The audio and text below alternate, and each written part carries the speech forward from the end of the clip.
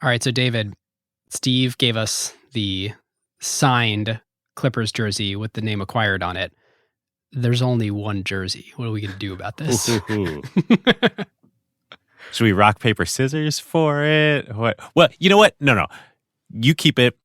There's no Seattle basketball team. Oh. Keep it there, up there. All right. It'll go in Acquired Museum North. Great. Perfect. All right, let's do it. Let's do it. Who got the truth? Is it you? Is it you? Is it you?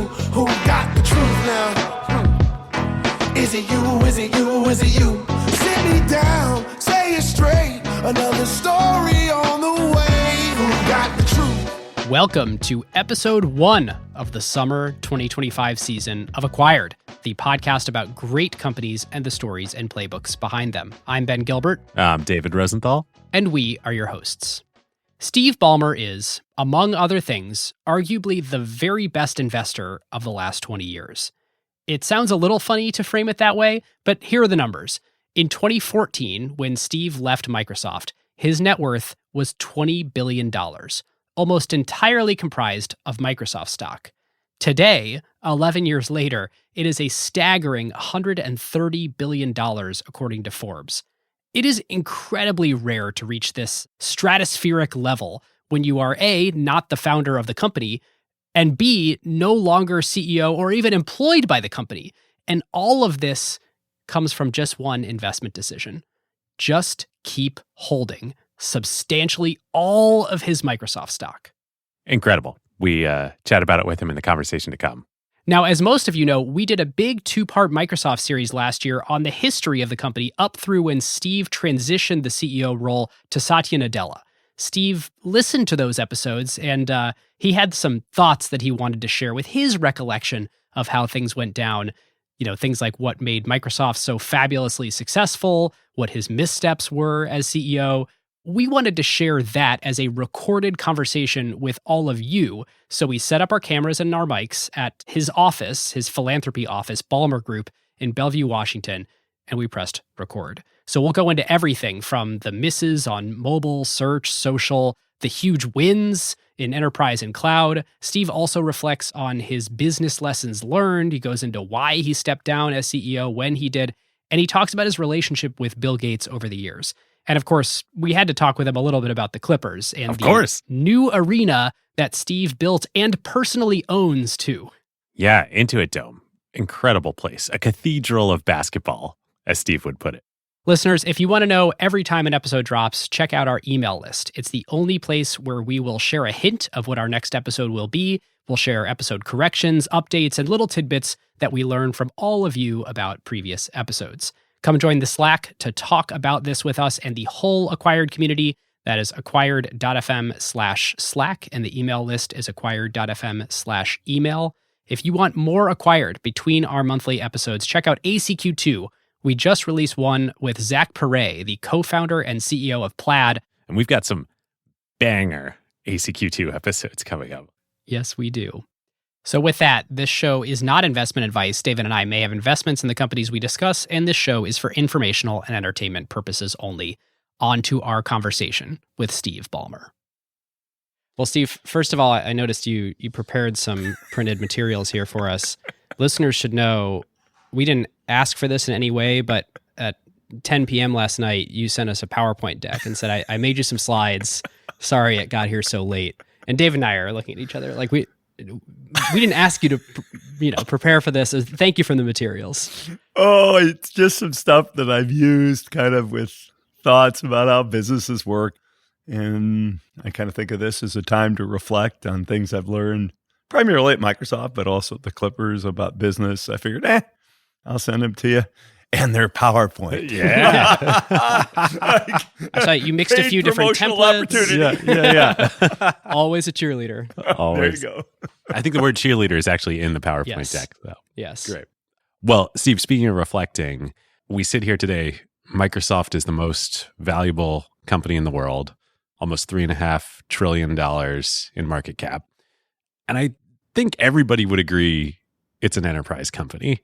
And that's largely thanks to you.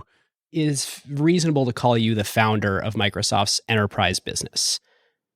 That is not a narrative that is often discussed. And we wanted to ask you, how do you feel about the fact that it basically defines the business today? Yeah. Interesting. Very kind. Fathering something. I feel good about that. And I think there's a lot of truth to that. Of course, there are many fathers to the enterprise business at Microsoft. And I feel both good and bad about it. Because the truth is, Microsoft started out as a consumer company. And we built a very important consumer business. That success translated into the opening to go build an enterprise business. And one of my regrets is we lost the consumer muscle along the way. Because I think the ability to be ultra, I mean, we're a great company. Microsoft's a great company. But to have both of those muscles totally firing, if I'd been able to sustain that consumer muscle, and I have some ideas about why that didn't happen. But the enterprise muscle, muy macho. It got very big and very strong. And so I'm very proud of that. And the fact that, it's also funny when you say consumer and enterprise. What does it mean really to say enterprise? Sometimes it can sound just like back-end stuff. And the truth of the matter is Microsoft Office / M365, whatever exactly it's called today, is super important. It was the foundation for having permission to be in the enterprise, and yet it's a product that sits right there in front of users. So the question is, do you think about users or consumer? And do you think about enterprise or do you think about IT? And then there's developers that span both. And so that's kind of my mental model. Do you have products that appeal to consumers, that IT can handle, and a platform that lets developers build around those and based around those, whether they're building for users and IT, or in some instances just for IT people, because there's a lot of tools that are just for IT people. Yep. Well, to contextualize all this, we want to go back almost all the way to the beginning, right around the time you joined Microsoft, and talk about Microsoft's relationship with IBM.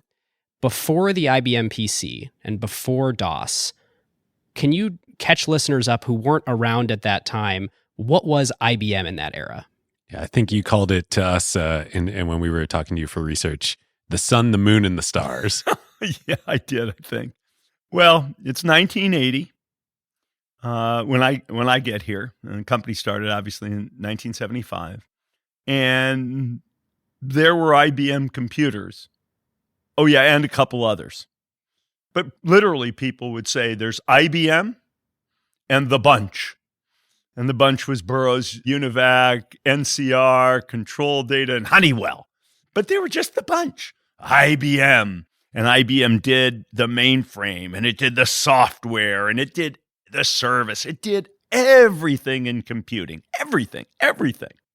And then you had this little upstart try again called Digital Equipment. Yep. Very important in our story because Dave Cutler, who was kind of the father of NT, Windows NT, he came from Digital Equipment, and they were fighting. They were scrappy. They were mini computers, so smaller than a room, but definitely bigger than a PC, if you will.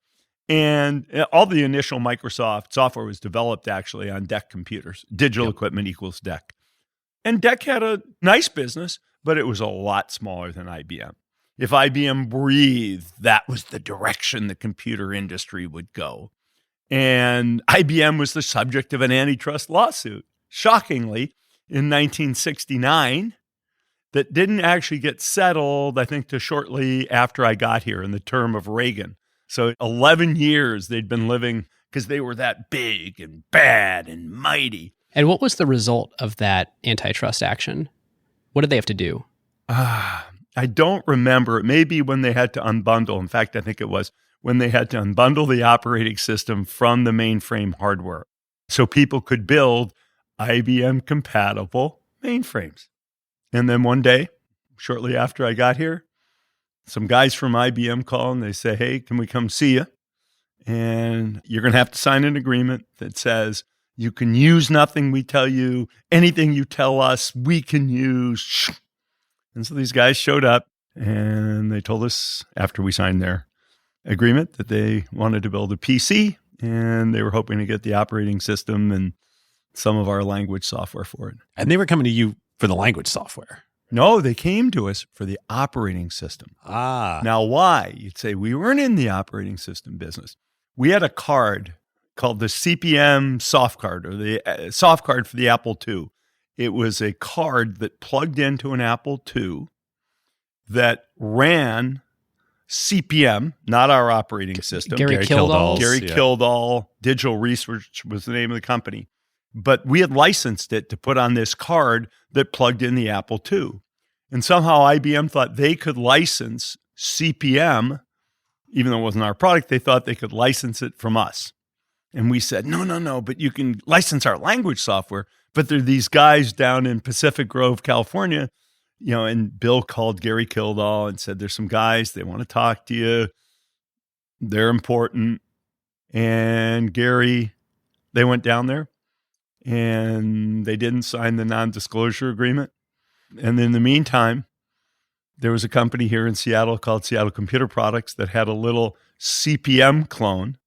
And so the licensing of Microsoft DOS, which didn't even exist when IBM approached you about licensing some things, is the single greatest business deal in history. The licensing of that software to them. We made that contention on our episodes. Well, I just think you look $3.5 trillion later at Microsoft's market cap. This kickstarted it all. It was pretty good. Pretty good. There was a company that happened to be here in town. Paul Allen and I went down there, and we met with the founder who later came to work at Microsoft, a guy named Tim Patterson. And we offered him, I think we paid $45,000 or $49,000 for this operating system, because we told IBM, no, we can take care of it. There was kind of a famous meeting amongst me and Paul and Bill and this guy, Kazuhiko Nishi, who ran our kind of affiliate in Japan, where we were talking about this. And there was a lot of, let's just say, 4-letter words thrown around. Screw 'em. Screw 'em's 5 letters, but you get the drift. Screw 'em. Let's just go get this operating system. Screw 'em. We can do this. Let's go.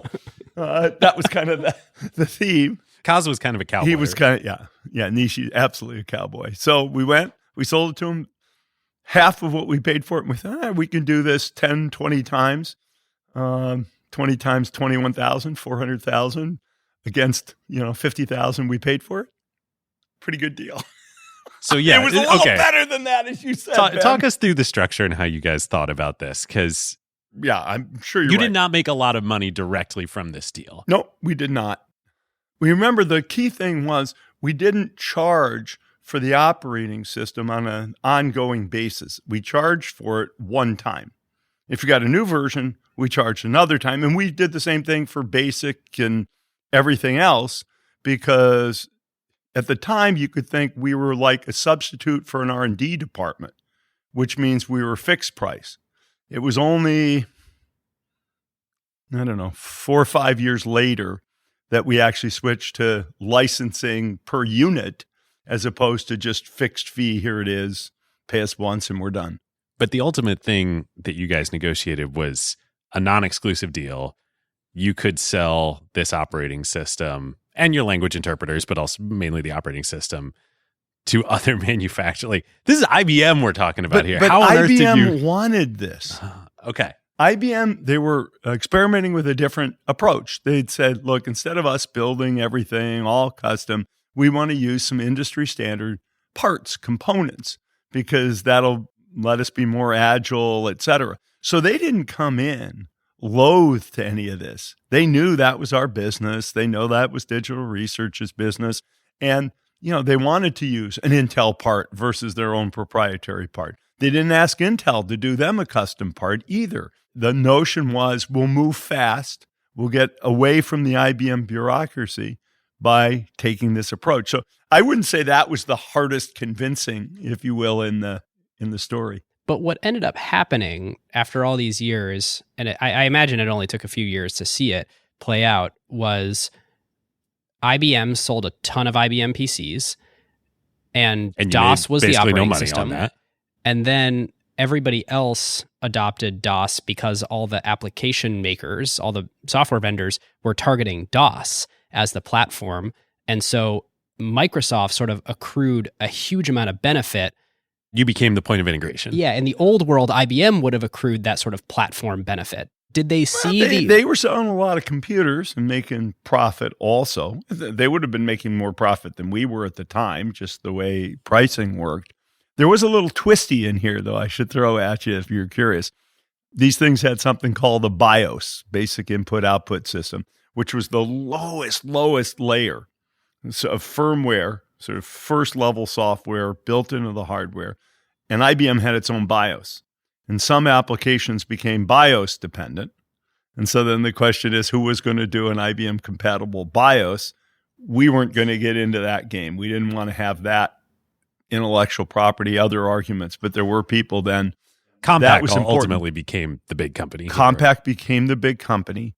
I don't remember whether they wrote their own I think they IBM compatible BIOS, but they were the first one to be IBM compatible. There were plenty of people who ran MS-DOS who were actually not IBM compatible because they didn't do a compatible BIOS. I see. So IBM sort of thought, oh, we've got some protection from Microsoft kind of disintermediating us from all the developers and all the potential customers because targeting our BIOS is going to be important and unreplicatable.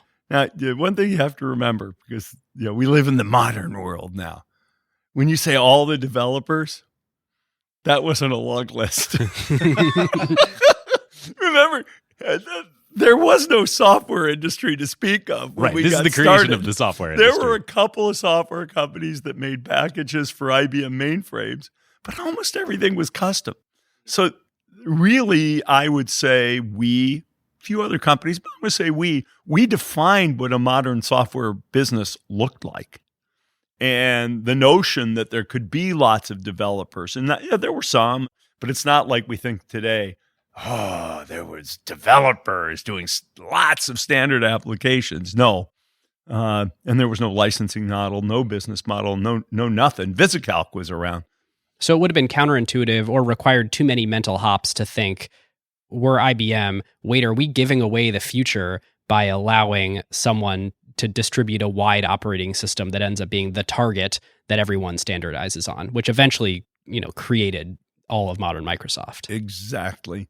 I mean, just you sort of can't blame them because there was nothing to build off of.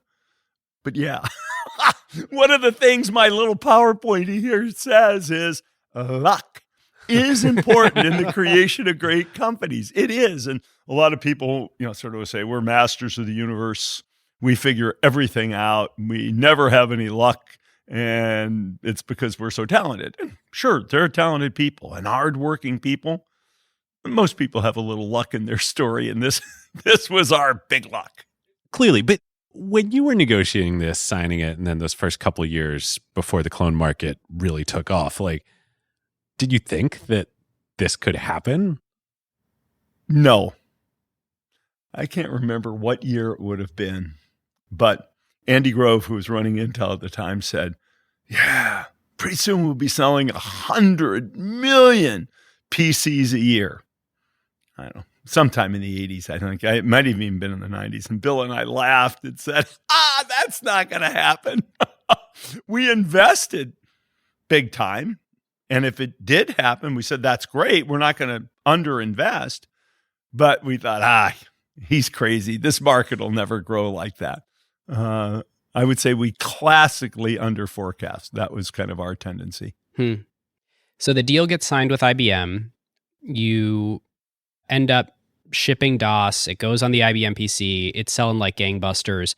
When did you start to realize, whoa, what we have here is actually leverage over the ecosystem? We actually are becoming the important layer that ties this whole computing world together with the operating system. Personal computing layer. I think by the mid to late 80s, I mean, you make it sound very strong. No, we didn't feel very strong. There was IBM, man. IBM was still the sun, the moon, and the stars. That didn't change. I would say we didn't drop that theory well, into the 2000s. Lotus Notes was coming for us, and that was mid 90s and beyond. But maybe you could say late, but we were in an enterprise company. If you looked at the enterprise was still IBM. We used to say we had to hang on to IBM, that if we ever let go, they might trample us. We called them the bear, and called this riding the bear. Yeah.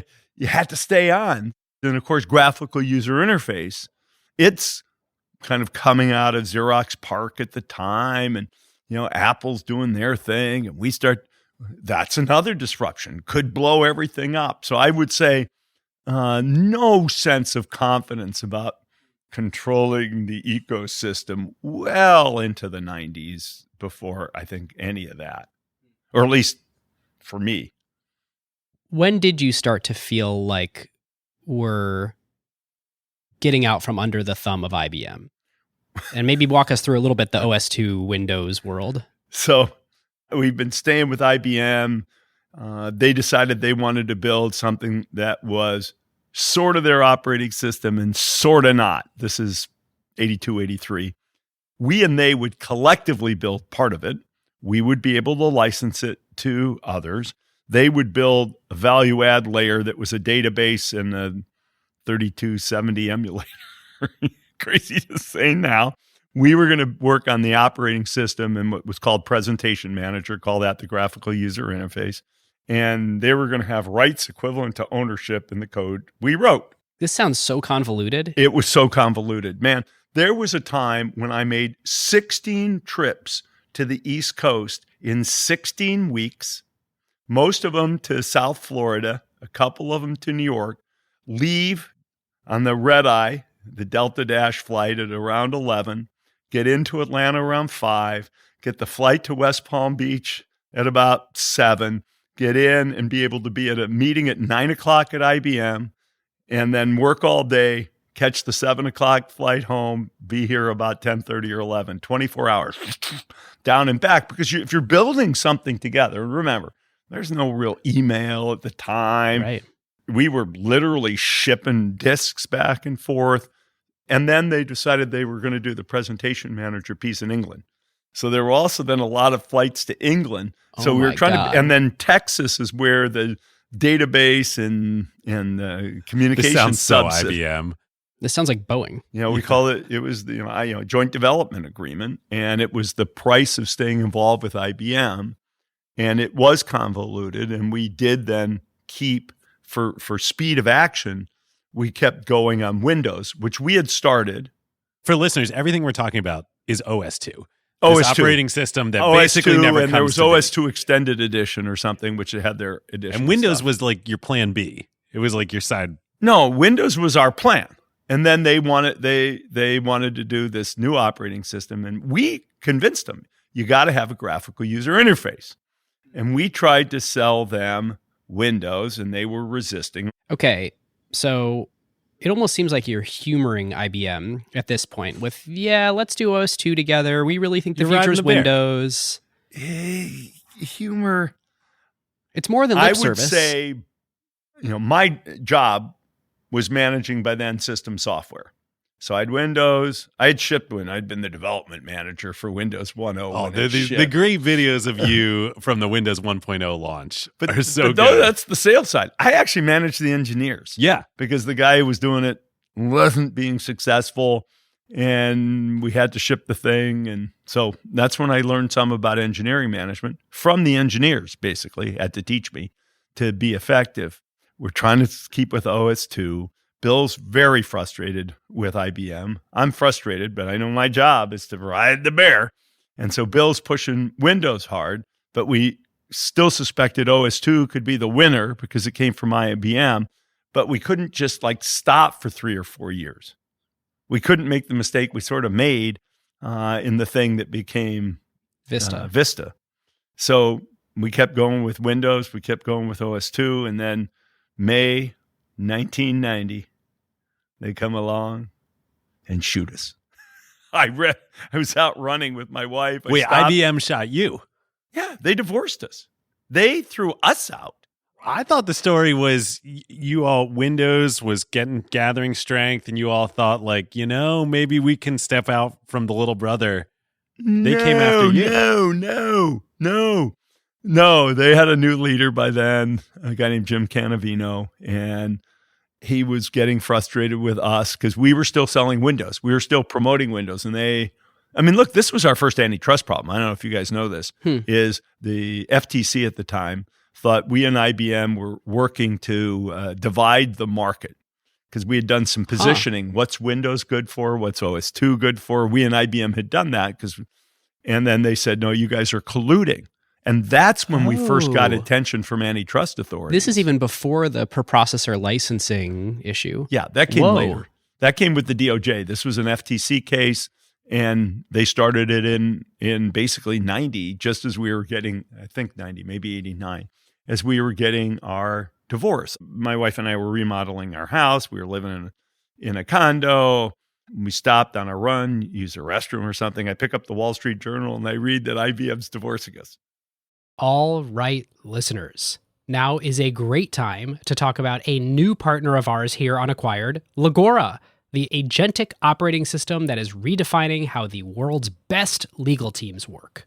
Yep. It's sort of obvious that AI is going to completely change the legal industry. I bet most of you listening have dropped a contract into some sort of AI chatbot out there. Legora took that insight and asked the question, what if you really built something with that power from the ground up for the legal industry? So the founders did exactly what great founders do, operate with obsessive customer focus. They embedded inside a massive law firm for months. They sat with the lawyers just watching how the work really gets done. And that's how you get features that customers love, like tabular review, where you drop in a folder of hundreds of contracts and it pulls every key term into a grid a lawyer can actually work with. Legora's bet here is interesting. Since it lets each lawyer handle more complexity, any given person can increase the quality of their work and do higher value work. And this means that the pie can grow even as each individual task takes less time. And they recently launched Legora Agent, offering greater intelligence and performance. The agent lets lawyers set an objective. Then it can handle the planning and the execution and delivery of the final product. Legal teams get to maintain full control and transparency since they're still involved where judgment is required. And Legora works where you already work. You can use it within Microsoft Word while redlining or drafting. The early Legora numbers essentially speak for themselves. When they have a head-to-head pilot with their top competitor, they win 70% of the time. Legora now has over 100,000 lawyers on the platform from 1,200 legal teams in 50 countries. And crazily, they went from 1 million to 100 million in ARR in about 18 months. Truly insane numbers. And that is the real test. Plenty of things demo well, but the question is whether a busy associate actually reaches for it during crunch time, or whether a partner trusts it before going into a conversation with a major client. If your legal team wants to check it out, whether you're a law firm or you're in-house at a company, you can learn more at legora.com/acquired and just tell them that Ben and David sent you. I pick up the Wall Street Journal and I read that IBM's divorcing us. And so what does that mean? Walking away from the OS2 collaboration? Huh. Basically, they kicked you out, kicked Microsoft out, said, we're taking OS2 in-house. Exactly. And so you're sitting there. Windows isn't powerful Windows yet. Windows is this fledgling kind of idea. We still had something called the 640K barrier. You couldn't speak to more than 640K of memory. We didn't break the 640K barrier until I think Windows 3.1, which I want to say was 91 or 92. So you're on this run.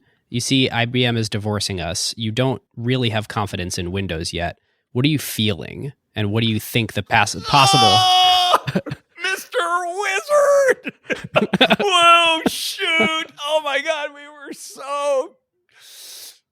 so, you could say energized if you like. Scared also works. It's like, oh my God, now we have to confront the bear. You're already like $1 billion business at this point. By 92, you end 92 at $2.8 billion in revenue. Now IBM, but you're still a pipsqueak. We're still pipsqueak to IBM. And remember, we have no enterprise presence. And IBM has all dominant enterprise presence. So who's using Windows and how are you selling to them at this point? Interesting. Single copies, some hobbyists and end users, somebody who says, hey, I really want to use a spreadsheet, and a lot of users in enterprises. So it wasn't going through IT. You'd have a user that would buy a PC on the expense account, probably for the department, buy a copy of Windows, buy a copy of Excel, like at an Egghead Software, it was a software retailer at the time, and bring them in and use them. And then IT started to get nervous about that. We knew most of the copies, not most, but many of the copies were winding up in businesses. What the hell? IBM's going to stomp us like a bug. You just took as a given assumption that if IBM wants to stamp out this happening, it's going to happen. So if we want a future, we got to play with them. Yeah. That's why we were, quote, riding the bear the whole time, because they'd stomp us out and they'd divorce us in 90. And then we say, oh my God. Okay. So at this point, your business, even though it's, billion plus scale, it's selling to retailers to sell software, copies of software, DOS, Windows, languages, apps. Not DOS. DOS was always sold to OEM.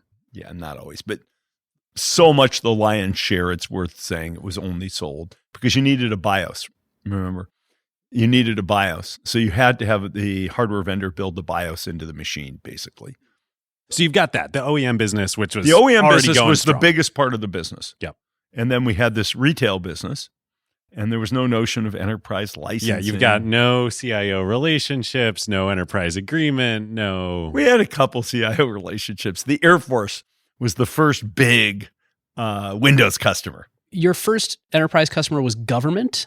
Our first big Windows customer, Oh at least God. as I remember it, was the U.S. Air Force, and they were buying single copies of Windows. When you say government, there's really two governments in this country. There's government and there's the military. And the military is a much more disciplined, advanced user of IT. They're just better. They're more professionally run than most parts of government. So, yeah, it was the Air Force. So you've got like a little bit, but. Yeah, we had like one or two customers just to prove we could actually serve big customers. As we understand it, you kind of had this realization at this point once the divorce happens. Well, I'm going to go figure out how to do what IBM does, like you personally. And to put a finer point on it, the thing that we said on our episode, and I'm curious if it's true or not, is this was not Bill's passion area. And you sort of raised your hand and said, I'll go figure out enterprise sales. Oh, yeah. No, that's for sure true. Bill's passion, look, Bill had passions a lot of places. But, you'd say the apps group and what Windows could deliver to the apps, quite appropriately, I'd say that's where a lot of Bill's brain cycles went. Mm-hmm. I'd also hired Dave Cutler. Dave Cutler had been the architect of the VMS operating system for digital equipment. And, we had DOS and Windows. And when we were talking to Cutler about coming here, he says, I don't want to work any toy operating systems. And I had to say to Dave, good thing, because we have a toy operating system. But Dave is the key to getting us there. We said, look, you got to build an operating system whose API looks like Windows and whose user interface looks like Windows. So developers can be familiar with it and write apps for it. Yeah, and you might make some changes because you have to, but it's got to be a robust operating system. It's got to have a secure kernel. It's got to have all of these things. The product set that you had wasn't really enterprise grade yet. No, we had a joint development agreement, a joint agreement on Land Manager with a company called 3Com. It wasn't all our stuff. We had a development agreement with a company called Sybase to do the SQL database because we were trying to figure out all these pieces IBM would have, and we didn't have any of that. An operating system alone is not going to do it. You need all these other components. And if you want to have back-end infrastructure, we started scrambling on that in the 80s. So we had all these infrastructure pieces that we had to build if we wanted to sell to, I'll say, business customers. We weren't even thinking about, when you say enterprises, sometimes people think very large companies, but we couldn't sell to companies of 20 people without some of this stuff, or 50 people. You talk a lot now about this sort of management concept of building muscle. Is this where this came from? Of like that you should always be, You use the phrase in the weight room, building muscle ahead of what you need. Were you and Bill thinking this way in the 80s of like, hey, we need to be building up this muscle across all parts of computing and business computing? Well, Paul Allen, Paul's the key. Paul is the one who said, Bill said, we're never going to be a hardware company. And when the Altair came out, the first real sort of microprocessor-based computer, Paul says, okay, let's write all the software that these things will ever need. So, Bill and I had a lot of the execution around that. But, that was the push.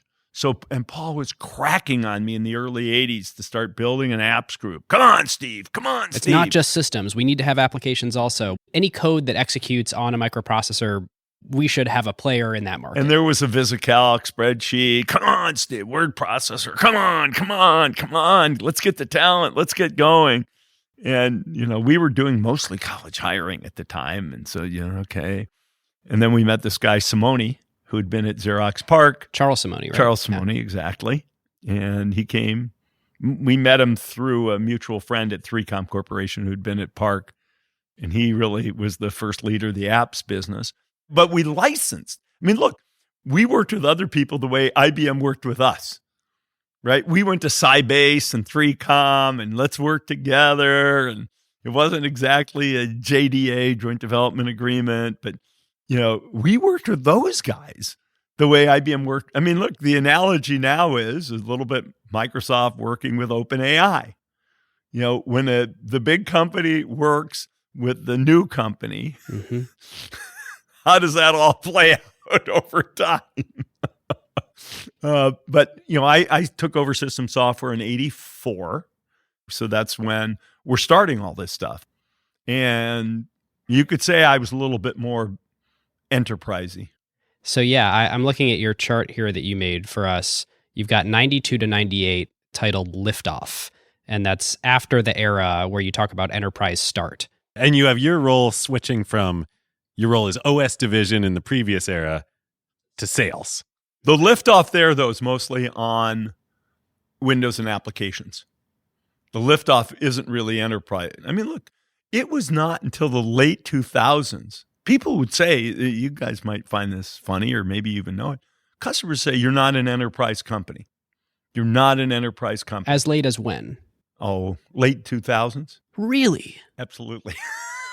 Absolutely. You're not enterprise grade. You're not enterprise ready. Oh, I heard that so much. And in 2005, who is? Yeah. Well, you had Oracle out there. Remember, there were still mainframes and mini computers and people, those things were enterprise ready. IBM had product still. You didn't have enterprise support.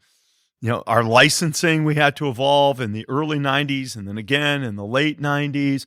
No, we didn't have those things. So no, we weren't an enterprise software company.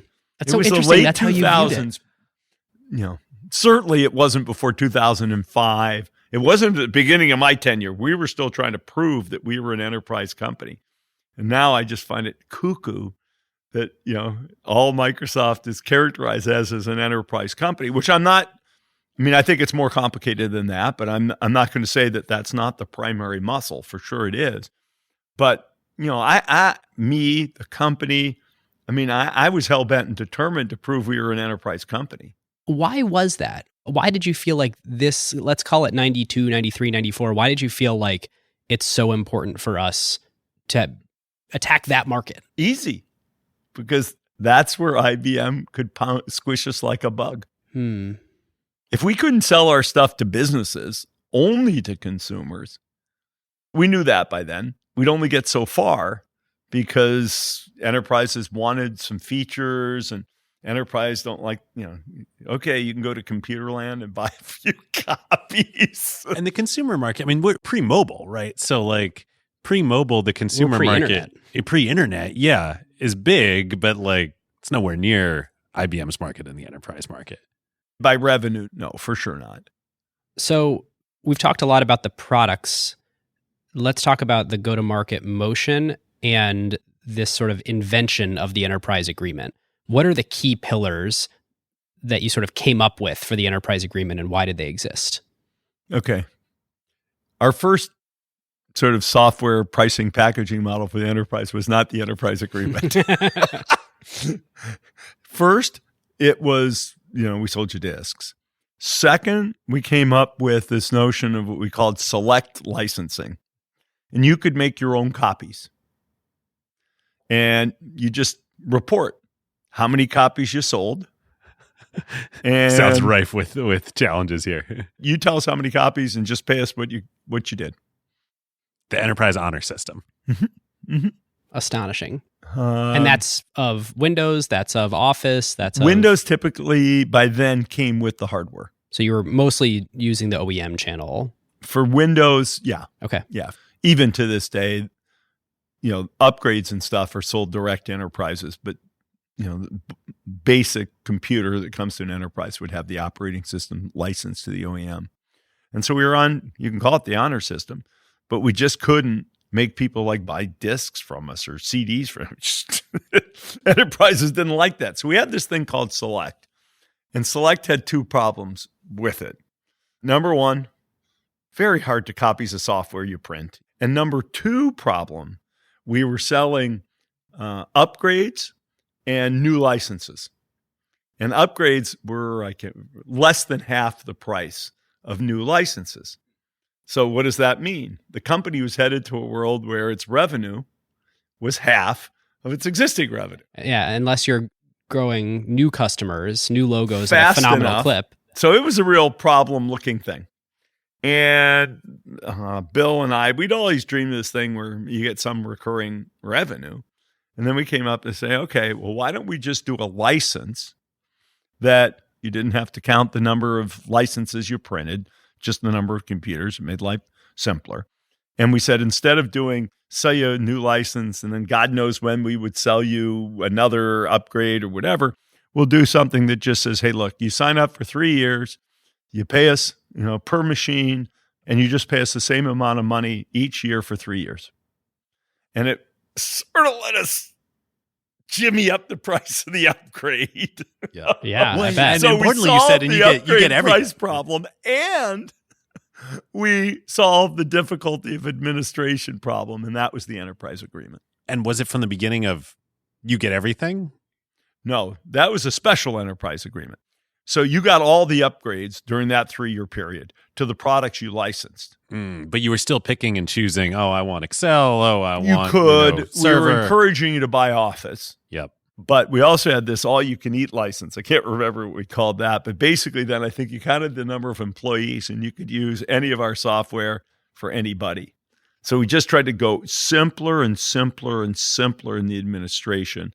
Recurring revenue that didn't decline over time.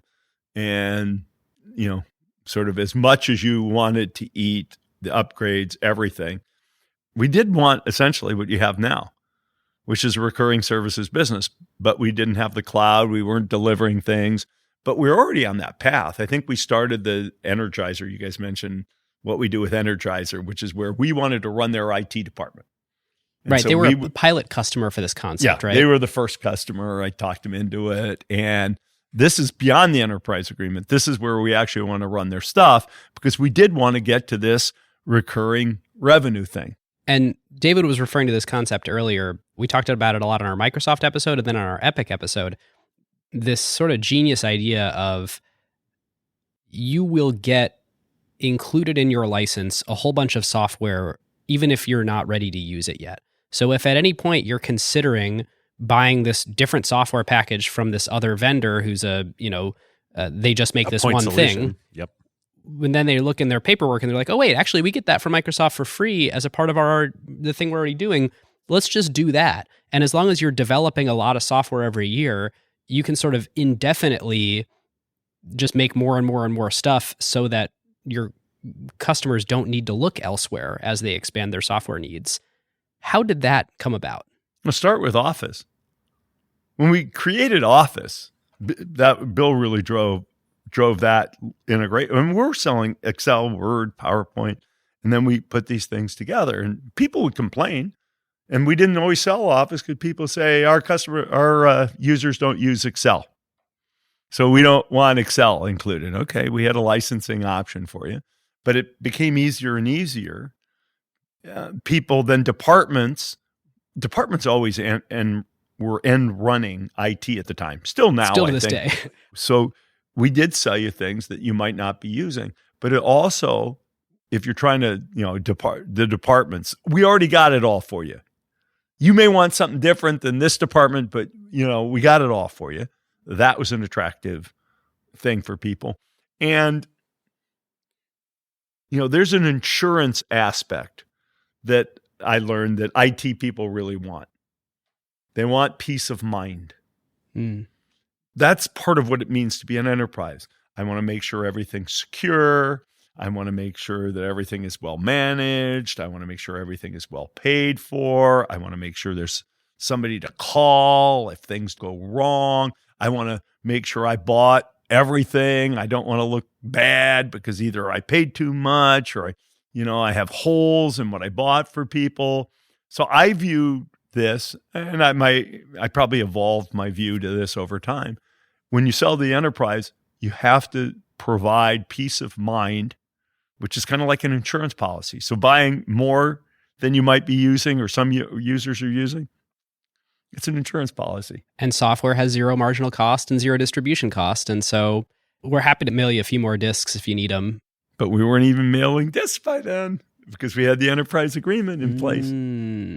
So at a certain point along the way, you get to, I want to say the Holy Trinity, but I think there are more than three pieces of this. But the real killer suite in enterprises, which is Windows Server, Active Directory, Exchange, Office. And all of these pieces of software all work in orchestration to run your enterprise. Your users, they do their email on Outlook, which is part of Office, which runs on Windows, which uses Exchange, which uses Active Directory, which integrates with Windows, SQL Server, all these things. How long did it take to get to that point?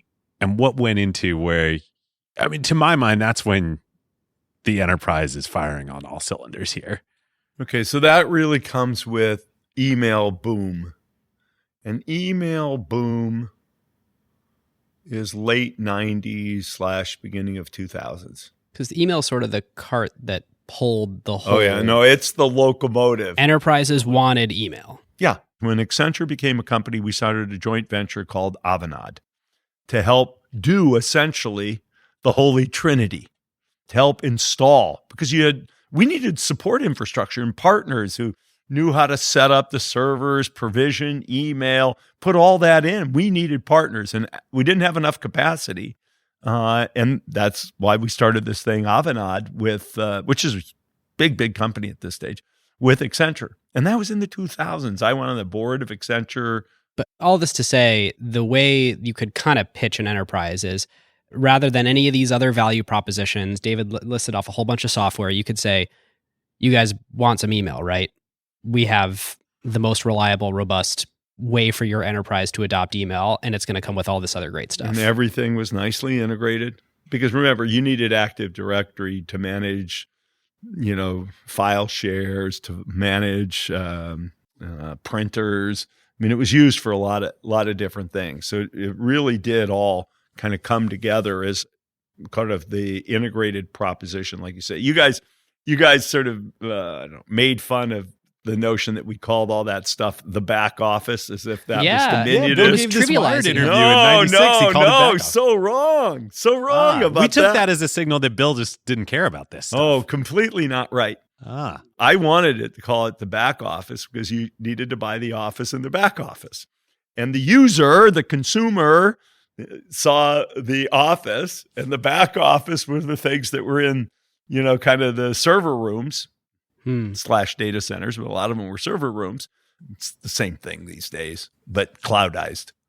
All right. So as we were preparing for this, there's a bunch of big questions that we just desperately want your take on.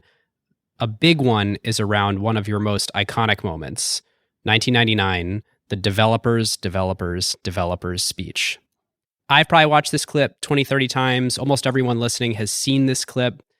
What is missing from this clip is all the context around Microsoft and what's going on in the world at this time and what you need to accomplish as a leader of this company. Help us set that stage and then understand why you went on stage that way. Well, remember, by this time, we're not through our IBM competition.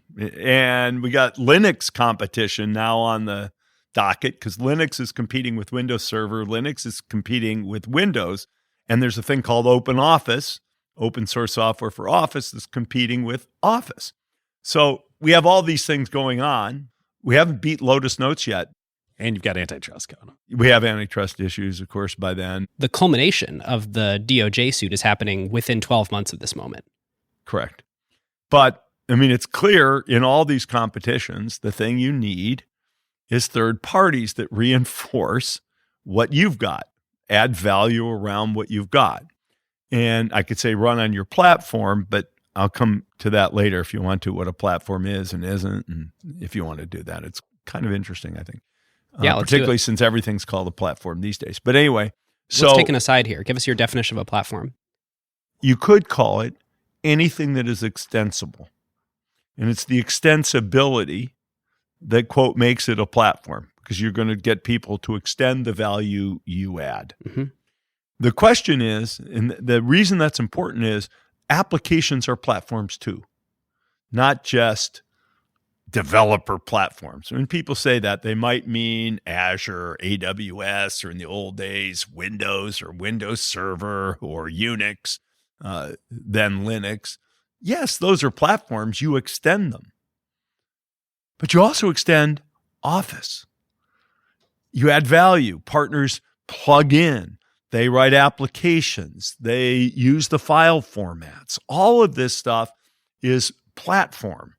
And part of the issue, I think, for Microsoft is if you see yourself as just a platform company, platforms need apps. You want to have the top first-party app that runs on your platform. Otherwise, your platform can't get good. Office was the best first-party app on Windows, and that's how things get good. Outlook was the best first-party app on Exchange. There were other clients at one point, by the way. So you really do want extensibility in your apps in addition to your quote platform. You want to make sure you own first-party app in addition to quote platform. And I think you can get stuck in the mud if you say, we're just a platform company. And I think we got it into our corporate mindset that we were, quote, a platform company, far more than I ever intended. I mean, there were people telling me in the mid to late 2000s, well, we can't do that. We're a platform company. I said, yes, we can do that. And by 2010, I was just frustrated with myself and my inability to get people out of we're just a platform company. And I think to this day, you have to think app with platform. You have to think extensibility of the app and the quote platform. And I think we got caught on that. Maybe I got caught on it for a while, and I certainly got caught in my inability to tell people what the company needed to do because people had such a culture then of saying, we're a platform company, we're a platform. And so now I go back to developers. I'm trying to tell people at that time that third parties really mattered. And you got different opinions inside Microsoft. And what event was this at? A developer conference, I think. So it's for external developers. Developers. And, who's Windows number one client? Is it Office or is it all developers? You ask the Windows team, it's all developers. You ask the Office team, come on, you got to do for us what we need to do. You have to be able to communicate that you really care about developers who are not your own, that you really want these things because they may think, oh, it's all about running Microsoft Office. And we just had to tell people, we want you, we want you, we want you, we want you. And I think we got caught in thinking it's all about third parties and not also about our first party apps. And that's where you say, the word consumer sounds like unserious.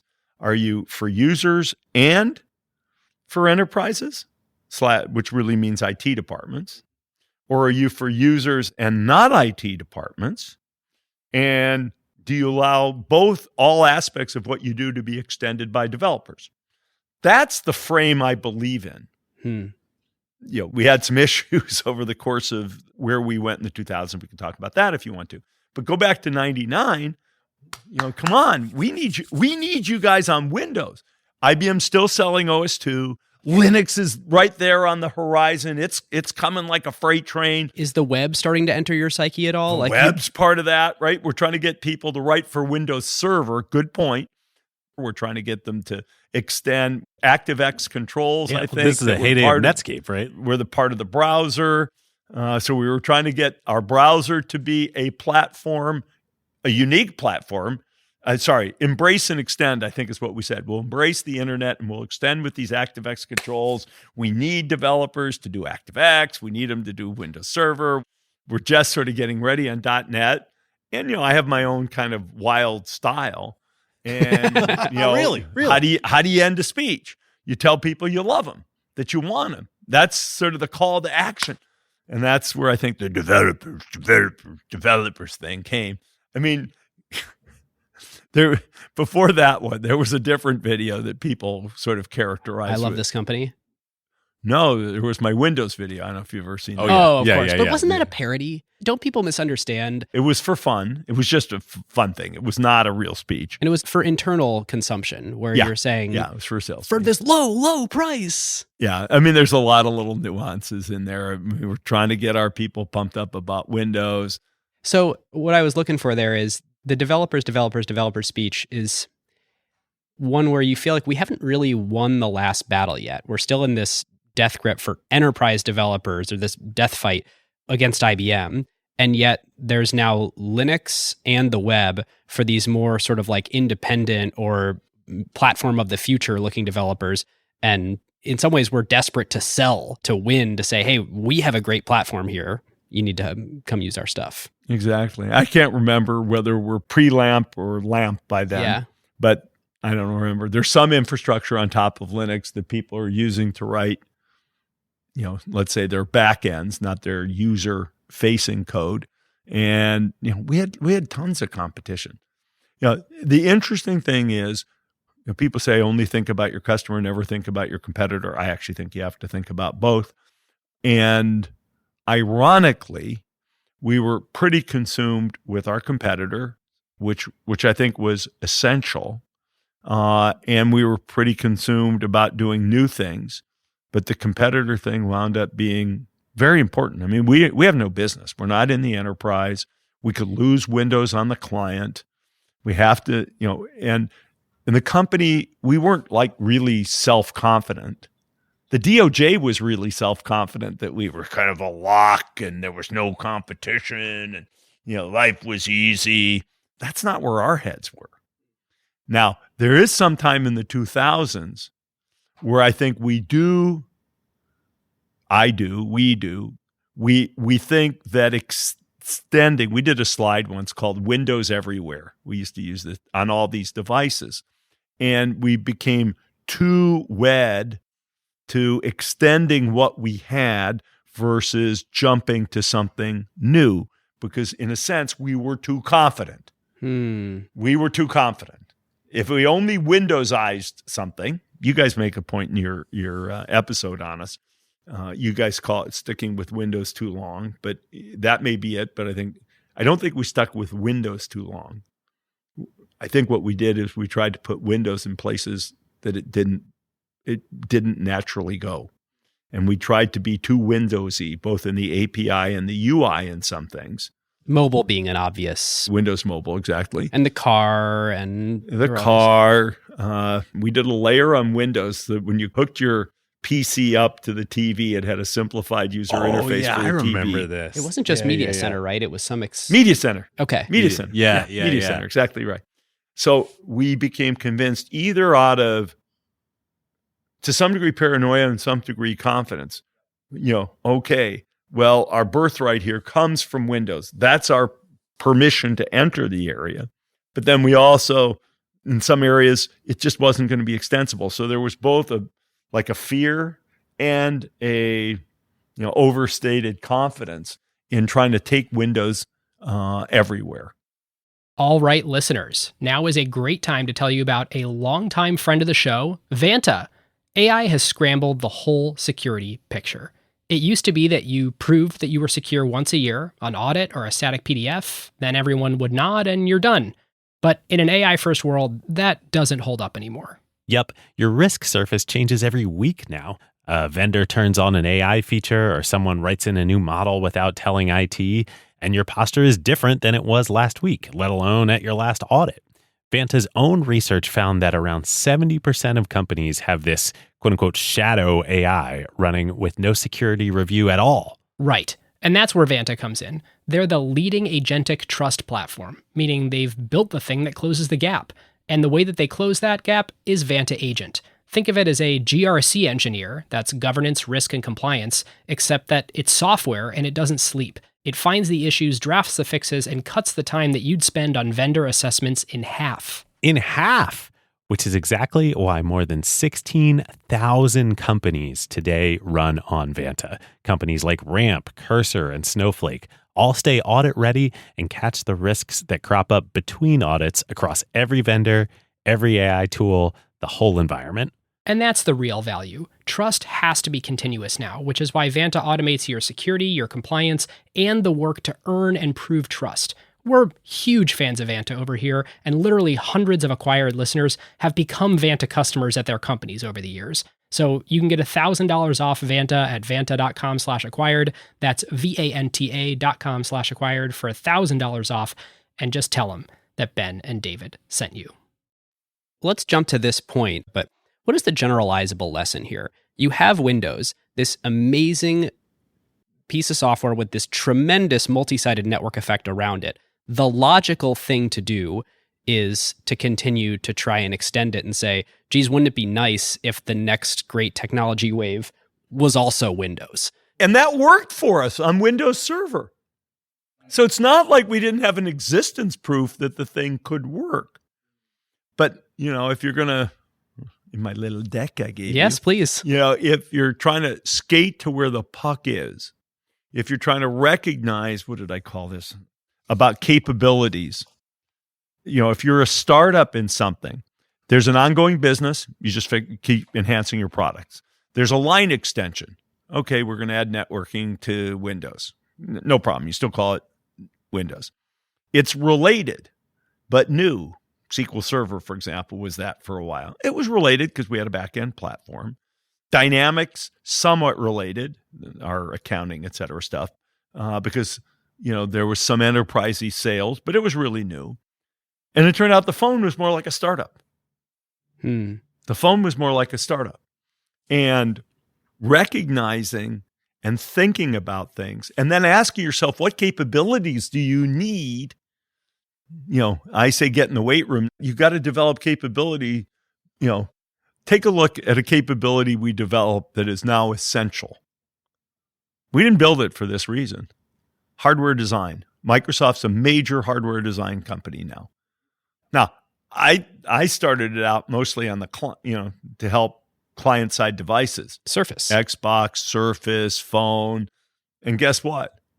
They use that mostly now in Azure data centers. I think the guy who actually runs hardware design used to be on Xbox. The back-end hardware design for the data center, the chip, et cetera, infrastructure. I'm pretty sure there are a lot of talent we brought in. So building capabilities is important. We built some capability, but we didn't build enough capability. We didn't see things as different enough. Okay, let's try to keep the comfortable Windows user interface because people understand it. It wasn't right for the phone. I don't even remember what processors we started out on, but I'm pretty sure we started out on Intel. Of course that wasn't right. We tried to keep too much consistency, both out of sort of a fear that this was our permission to exist and out of a self-confidence that, we had to put Windows everywhere. So when should a company that has an existing fantastic business say, no, we cannot extend our existing franchise to this new world. this new world is going to be dominated by some new paradigm where we have no advantage. How do you play that? And then do we choose to get in? Exactly. Then you have to choose to get in. I would say two things were true at the time for us. And this is specifically about mobile. It's also about something else. It's a little bit about search too. There were two things that are true. Number one, you have to be focusing consciously on the issue. It's easy to get caught up in, there's innovator's dilemma. It's a little different, but you get caught up in what you have. You get caught up in what you know. You get caught up in the capabilities. And that's why I say to myself, you explicitly have to think about it. And look, if we hadn't developed a bunch of the capabilities we had, AI, if we hadn't built Bing, company wouldn't have capability. Well, I was going to get into, you built some capabilities in online services that we'll come back to that. We built some important capabilities, but we didn't realize the businesses were enough different to harness those in the new ways. I'm proud of the capabilities we built. Didn't apply them the way we should have. Where did we learn to build internet scale infrastructure? Well, some with Azure. Some even more than Azure. No, Bing even and more Xbox, than right? Azure to get started. The Office, what's now M365, the Office backend, because that got critical mass as a cloud infrastructure before Azure did. And even more so with Bing. So we developed the capabilities, but then you look at the product and what was our strategy for Bing? Well, there was too much based upon Windows integration. You have to say this is a separate before the Bing rebrand, it was like Windows Live, right? Windows Live Search, right? Everything was Windows Live. OneDrive. You're not going to beat Google with Windows Live. Yeah. But the file sharing. I mean, look, Google's done the same thing. And you got to ask, where do you run out of gas? Yeah, because you could make the counter argument, shoot, Google is running away with the market. It's very good technology. They've perfected the user experience. They have scale, and you need scale in this business. It's a runaway train that we're never going to catch. Thank God we have Windows to be able to have some way we can, attack them from the side. And with Windows integration, maybe that gives us a fighting chance. That didn't end up being true, but you can paint that narrative at least. Yeah. We can't fight Google head on. Tell yourself that. Look, how late were we to search? The answer is, when did Google start? 98, 9? 98, yeah. Okay. And we jumped in 2003, I think we pushed. Now, you'd say 5 years is a lot, or you could say 5 years isn't that much. You could say we had no birthright. I mean, it's just a completely separate thing. We had no capability. We had nobody who'd grown up in that world. And, we had some guys in Microsoft Research who could sort of start getting us there. We took talent that was doing other things in Microsoft. It's hard to go get new talent because search is brand new. There were people from Inktomi. Google had sort of sucked them up. So it took us a while to get off the ground. It took us a while even, to be fair. I think this is something both Bill and I debated, not just with each other, but just we kicked around too much how much, quote, the verticals in online services would be important versus search and portal as generic. So search and portal is generic. But remember, we had a thing called Expedia. We built a travel site. We built a local information site called Sidewalk. We had a car shopping site. What did we call that thing? CarPoint.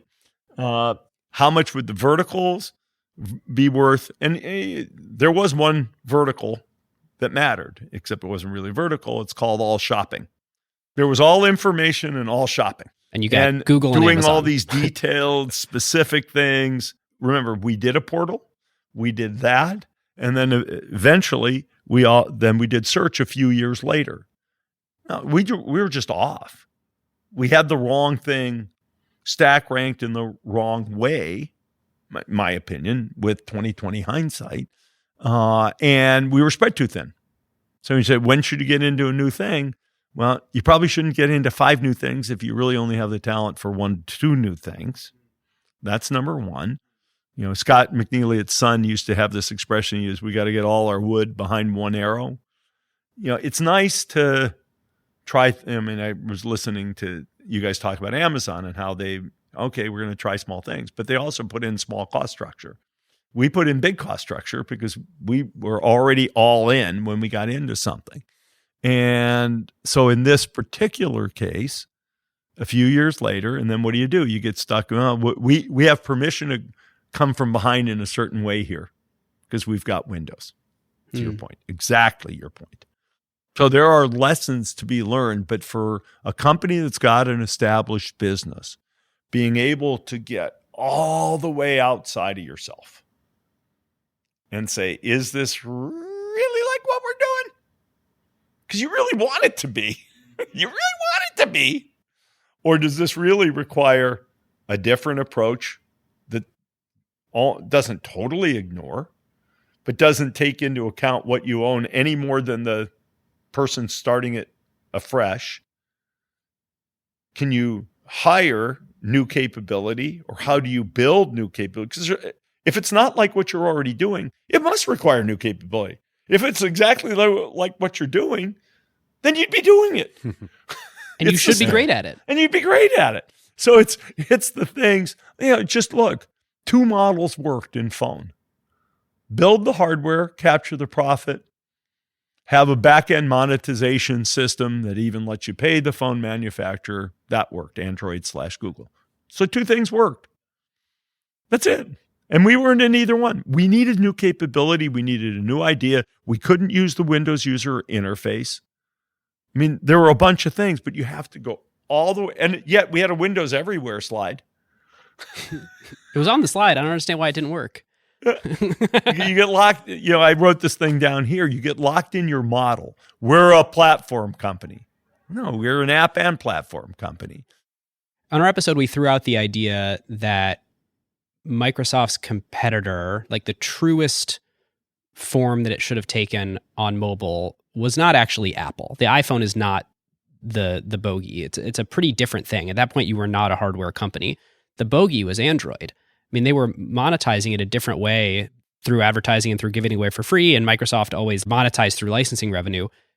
It seems like until Android took off, Microsoft actually did have an opening to become that's the second the Christmas. mobile. What year Christmas was this? There was the Christmas of blah, blah, blah year, and it was being on time with the stuff we needed for Verizon.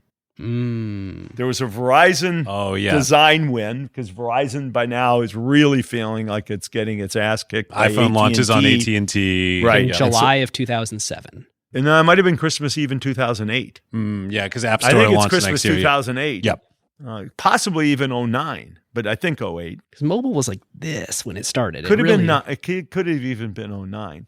But Verizon, the empire had to strike back against AT&T, and there was a window. Yeah.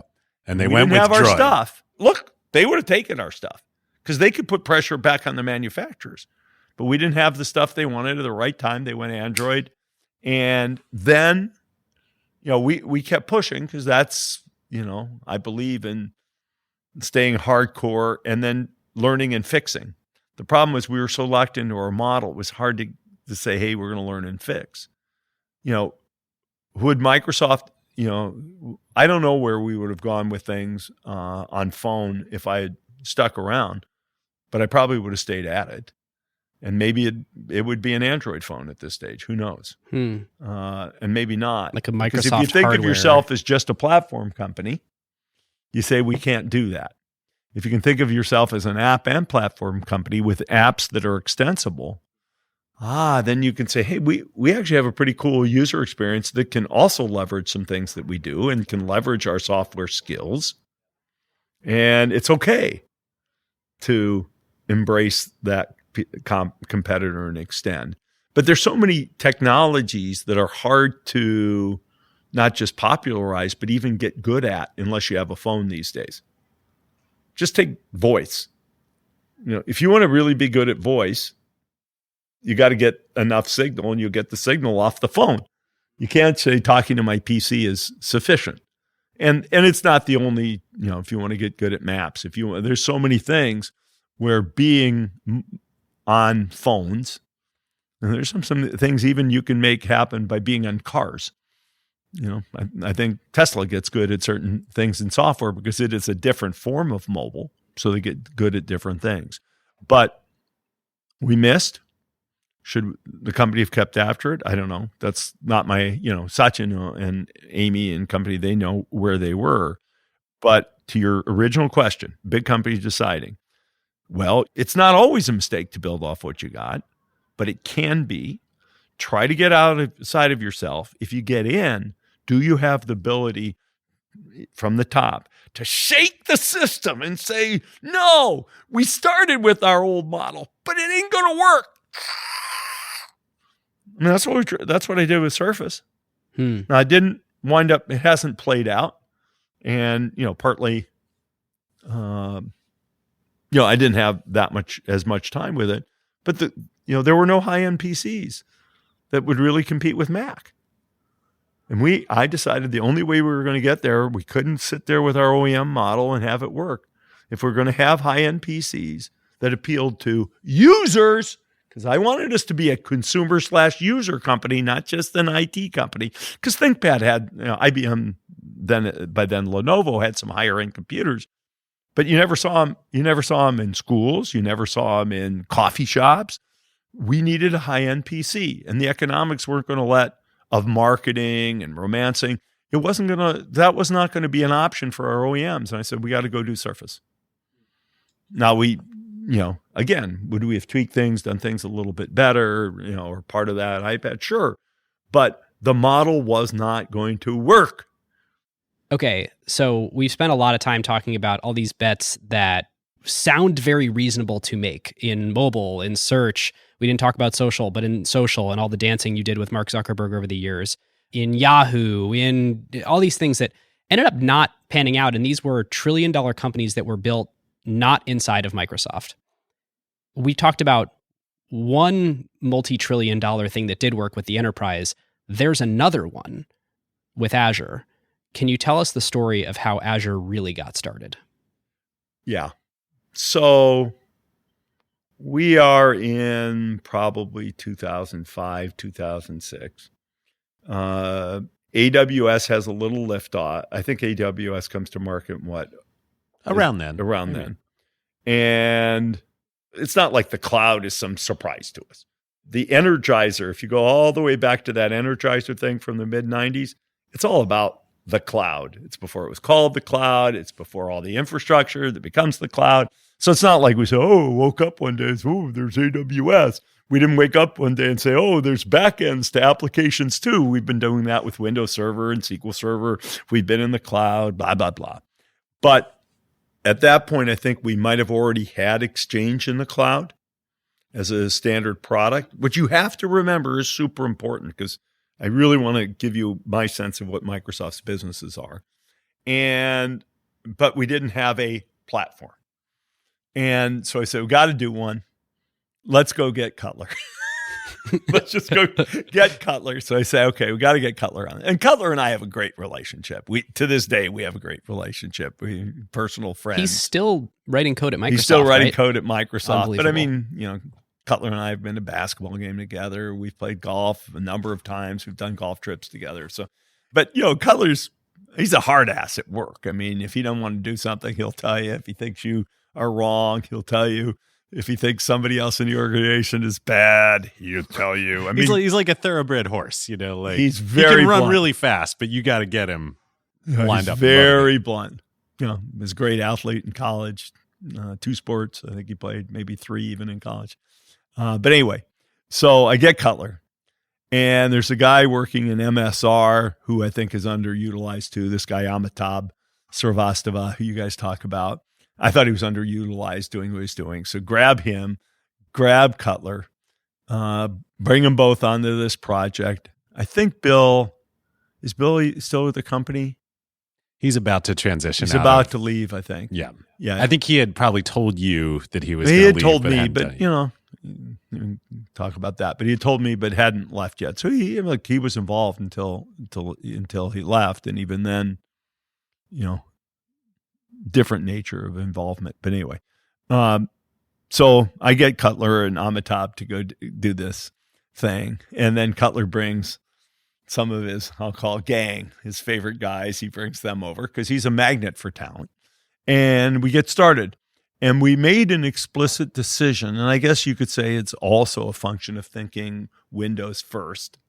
I think you guys may have talked about this in your episode. We say we're going to build platform as a service because it's a Windows platform. Infrastructure as a service, a little bit if you think about it. You're sort of by nature accepting everybody's infrastructure. It's by nature multi-platform. You become a different kind of a platform because you're running other people's Linux and whatever. It doesn't leverage Microsoft's strength of owning the Windows franchise if you're just going to be infrastructure. It does leverage our strengths in the sense that we've got great low-level operating system people. So we have all the talent to go do it. But, we say, hey, we're going to do, and it was explicit. We wanted to do platform as a service. We said, hey, they're doing it. And B, it's all about the developers. And if it's all about the developers, then you got to have platform as a service, not just infrastructure as a service. Well, that assumes that the developers targeting Windows Server are still a big, strong, important, relevant developer group. Mm-hmm. Which they were and they weren't. Windows Server had a strong developer group. Unix had a strong developer group. And on the front end, Windows was definitely stronger. On the back end, Unix was definitely stronger. But on the front end, by 2006-07, the web was clearly the emerging developer platform of choice. Emerging. Okay. Absolutely emerging. Not fully emerged. Yes. Emerging. I would challenge you to say, what in 2006, what amazing Windows apps were coming out that would sweep the world and go get 100 million users because they were great Hard apps. for me to remember. I think if you go to the field of productivity, the answer is yes, there were still. The problem is if you left the areas of productivity and gaming, productivity and gaming, yes. If you leave productivity and gaming, I think the answer was no. I mean, we talked about this on the episode. There was lots of, it was transition. enterprise developers. People were, the web wasn't good for a number of things for IT because people didn't feel like they could count on the connectivity. Either the amount of bandwidth or latency or just its very existence. We were still at that point. So I'm not saying fair. We were right in the way we thought about it. I'm not saying that. But I'm also saying there was a Windows. There was still a great Windows sort of developer ecosystem. It didn't go from, a lot in 99 to nothing by 05. Totally fair. And then on Windows Server, Unix was stronger on the back end. And of course, we're trying to make Windows strong and we're trying to get to the cloud.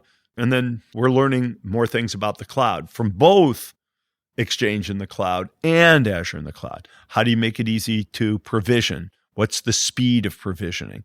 What do you do to serve developers? The notion that you give them, a number of, sort of a set of free usage and then let them embrace, because developers have two aspects too. There's developers who are not part of enterprises and there's developers who are. And the developers who are not part of enterprises need a whole different sales motion. You can call them not developers of consumer apps, but they are like independent software. They are not like big corporations in terms of the way they use. Students are an example, but there's plenty of others who are trying to do startups and blah, blah, blah. So in any event, we kind of get going. We're learning, how to do the things. We're building capability for sure in the cloud through both products. By the time I leave, we have some momentum with Azure, but some momentum. The big momentum really is in the last 11 years since I left. I think you're bypassing and underselling here. It really struck me as you were describing the challenges around with a big company like Microsoft and attacking wildly different vectors like mobile, like search, like hardware. Azure was that. The cloud was. I mean, it was extremely disruptive to server and tools. It was extremely disruptive, but it wasn't. Yes and no. The things we understood were translatable. Now, getting the company, people get locked into a model. Yeah, I mean, you had to replace server and tool leadership to make this happen. Will IT accept things that run in the cloud? That was not obvious back in 2008, 2009. It's not like, Amazon was an enterprise company at the time. It was mostly for startups and, that's who was using AWS at the time. And so, no, I agree. I do agree with you. We had to shake up our internal culture. God dang it. This was my basic message. God dang it. This is our future. We can preserve and enhance these businesses. We can take more value out of the system because other people, the customers don't have to set up their servers anymore. They don't have to do all this work. Essentially, money that would have been spent on people and hardware will get spent with us. Come on, we're going to do this. And it was hard for me, even telling our people, there was still, la résistance, as they say. And that's why I did the speech at UW where we talked about the fact that we're all in on the cloud. It was partly a reminder to people, get with it or get out of it. Get out of the way. Making an external speech to communicate something to your internal employees. In a big company, man, I'll tell you. It's very... some of what you have to do because people believe the newspaper more than they'll believe an internal email. Well, people always talk about how the Think Different campaign that Steve Jobs did was for Apple employees as much as in fact, way more than for the general public. Going back to the core initial start of Azure, I find it very interesting that Microsoft had a business called Server and Tools Business, and that is not where Azure started. Azure started as a incubation by Ray Ozzie with a completely separate team than your existing actual product group selling server and tools. But that's sort of a classic thing. It shouldn't be mind-blowing. I mean, Windows and Windows NT were in different groups too. Sometimes in order to protect the sort of baby while it grows up, you can't put it with the thing that's established. I mean, you could say it's part of the issue with Windows when we tried to use Windows on things for which we probably should have started. Yeah, I was going to ask, do you think mobile would have played out differently if you'd taken this approach with mobile? We did break it out, but we constrained it with Windows. We broke Windows NT out and constrained it with Windows. It worked fine because Windows belonged. So, how you do those incubations, and in this case, I just said, look, it'll get probably subsumed. I don't know. Partly Ray wanted some operating control over the thing, and putting it under Muglia would have made it harder for Ray. And, obviously it was less palatable. And I'm not sure Cutler would have gone to work on it if it was all in server and tools. But it was the right thing to do, even though it was, quote, part of the future of servers. It was the future of server and tools, essentially. And so this is pretty lost in the common narrative. If this is 2006, that is 7-8 years before you left Microsoft. Yeah, 8 years. 8 years. No, we'd been working on the cloud since Energizer. We'd been working on Azure for 8 years. People think everything in tech gets popular in 10 minutes. It's kind of... People think Acquired was founded 2 years ago. Good point. Different scale. When was OpenAI actually founded? 2016, I think. Okay. Yeah. So 7 or 8 years after, it really became something. Okay? Fair to say? And I give them all the credit in the world. 7 or 8 years. Most things take a while. Even things that are, quote, they just burst on the scene. People have been sweating, blood, sweat, and tears for years before these things get liftoff, as I call it in my little deck here. And so, yeah, we were starting to get to liftoff. But yeah, 8 years. And we had more in on Exchange. Most businesses are zero-trick ponies. You never create $1 billion business. You never create, you might create something that goes nowhere. You might create what's essentially a feature for somebody else's business and get acquired. Right? You might. I'll call that zero tricks. Then you get a one-trick pony. And one-trick ponies are amazing. Amazing. I mean, people should be in awe of one-trick ponies. They're not. One-trick ponies are $50 to $100 billion market cap companies. Or could be more. Yeah, or more. Yeah. Could be more. They're not many one-trick ponies. I might argue that Google's a 1 to 1.5 trick pony. Still, I mean, if you just look at its revenue, It's 80% search ad revenue, something like that. you 70? can call YouTube. YouTube's probably You another either call half a YouTube trick. half a trick, or Yeah. you can call it a You second debate. trick. Yeah, okay. But it's not clearly a second trick. And they're huge, and they have great market cap. TSMC, you did an episode on them. They're a one-trick pony, very successful one-trick pony. NVIDIA is a one-trick pony. Well, gaming and AI. Okay, Two-trick pony, but I'll the give first that- trick I'll was, give them two tricks. first Two trick tricks. was not that big. Yeah, you can decide whether to call it a trick or not. But I'm not taking anything away from NVIDIA, and I should know the company better. But so you say one-trick ponies, they're amazing. Like everybody should be in awe of a one-trick pony. Now, two-trick ponies. Ooh la la. Those people tend to go down in business history, especially if those tricks stay alive for a long time. And IBM was a one-trick pony. Microsoft, 2 to 2.5 tricks. All right, give us your trick accounting. Okay.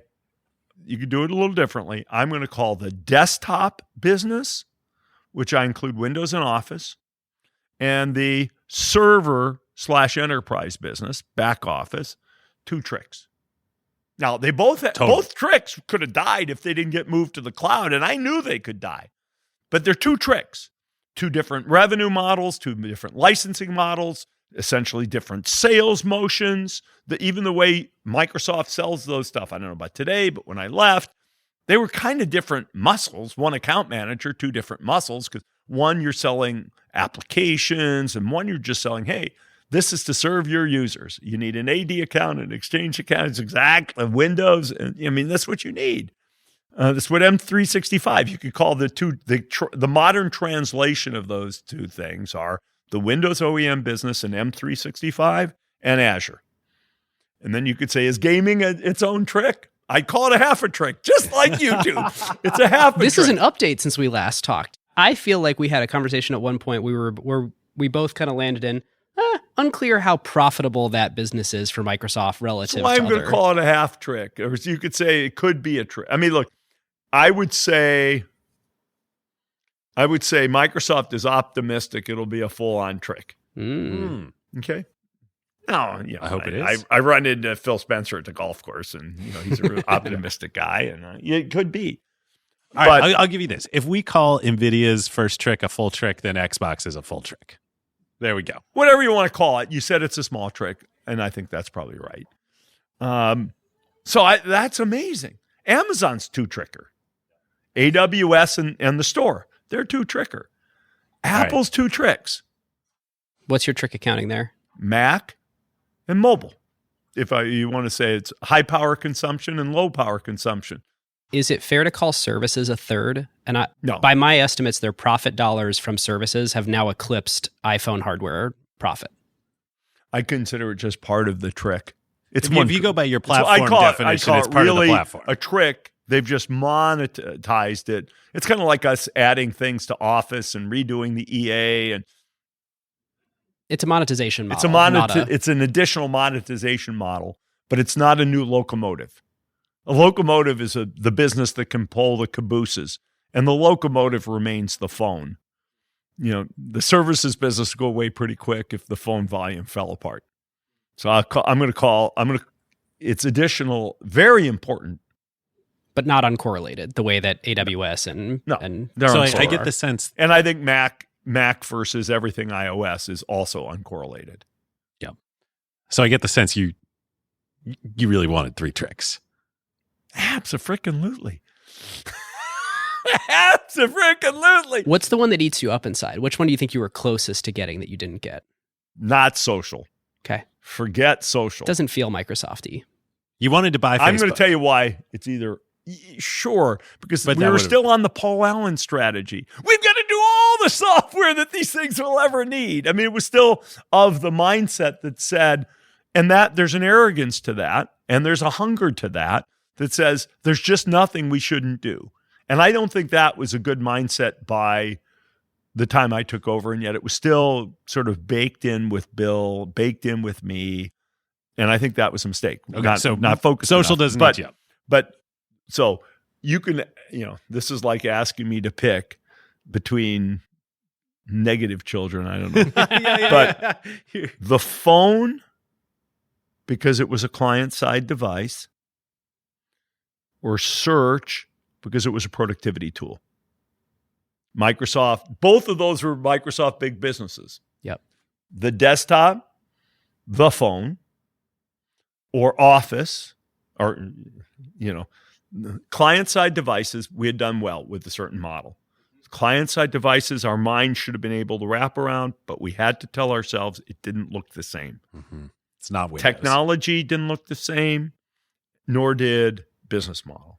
Then business model, astonishingly for search, advertising, call it 2005, I think Google was making more money off of a PC user than Microsoft was, because their business model generated more search revenue. By 05, I don't think so. Now, later on, I think so, but not by 05. I would suspect not. I mean, you can go check But it isn't out. that astonishing that of the pie... And for enterprise PCs bought by businesses, it certainly wouldn't have been the case. For consumer PC, it could well have already been the case, right? I mean, it actually is a notable difference because of everything else. Our post-sales monetization was with applications. Theirs were with ads. But it's a new productivity app. We put Office on the Mac by then. We would have had to put productivity elsewhere. So in the sense that we missed a major productivity area, and we're in the productivity business, and we were in the client area, and we missed a client device. Yeah, those are the two. So you feel like nothing else we quote missed. You had an opportunity for 4 tricks, and you got 2. Yeah, part of the problem was we didn't see. Particularly, we didn't see mobile as a different trick. We thought of it as underneath the Windows trick, if you will. No, but I mean, you can go through. I don't know that I could come up with a 3-trick pony for you. I mean, it's possible that at the Elon level, the Musk empire could have 3 tricks, right? Cars, connectivity, and in finance, you can do it. Finance, I don't think there are multiple tricks. And you could say asset management versus investment banking is different. Maybe. I don't know. I'm not convinced, but I hear you. Well, possible. I think this makes Sony. sense because Microsoft is the most valuable company in the world with 2. So if anybody, if you look at the most valuables, you're not going to find 3s. Right. That's a good point. Sony is nowhere near the market cap of these companies, but it's like pretty evenly diversified across their 5 segments, from gaming to consumer electronics, movies, music, finance.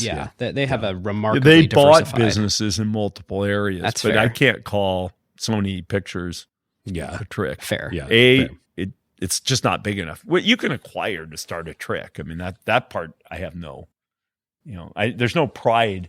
There should be no pride in having a trick that starts with something small. Android's a great example. Google bought Android, sure, but that's a trick for them. Well, Android's not a trick. Okay. Because you highlighted it. Android is a piece of the search trick. It's lead gen.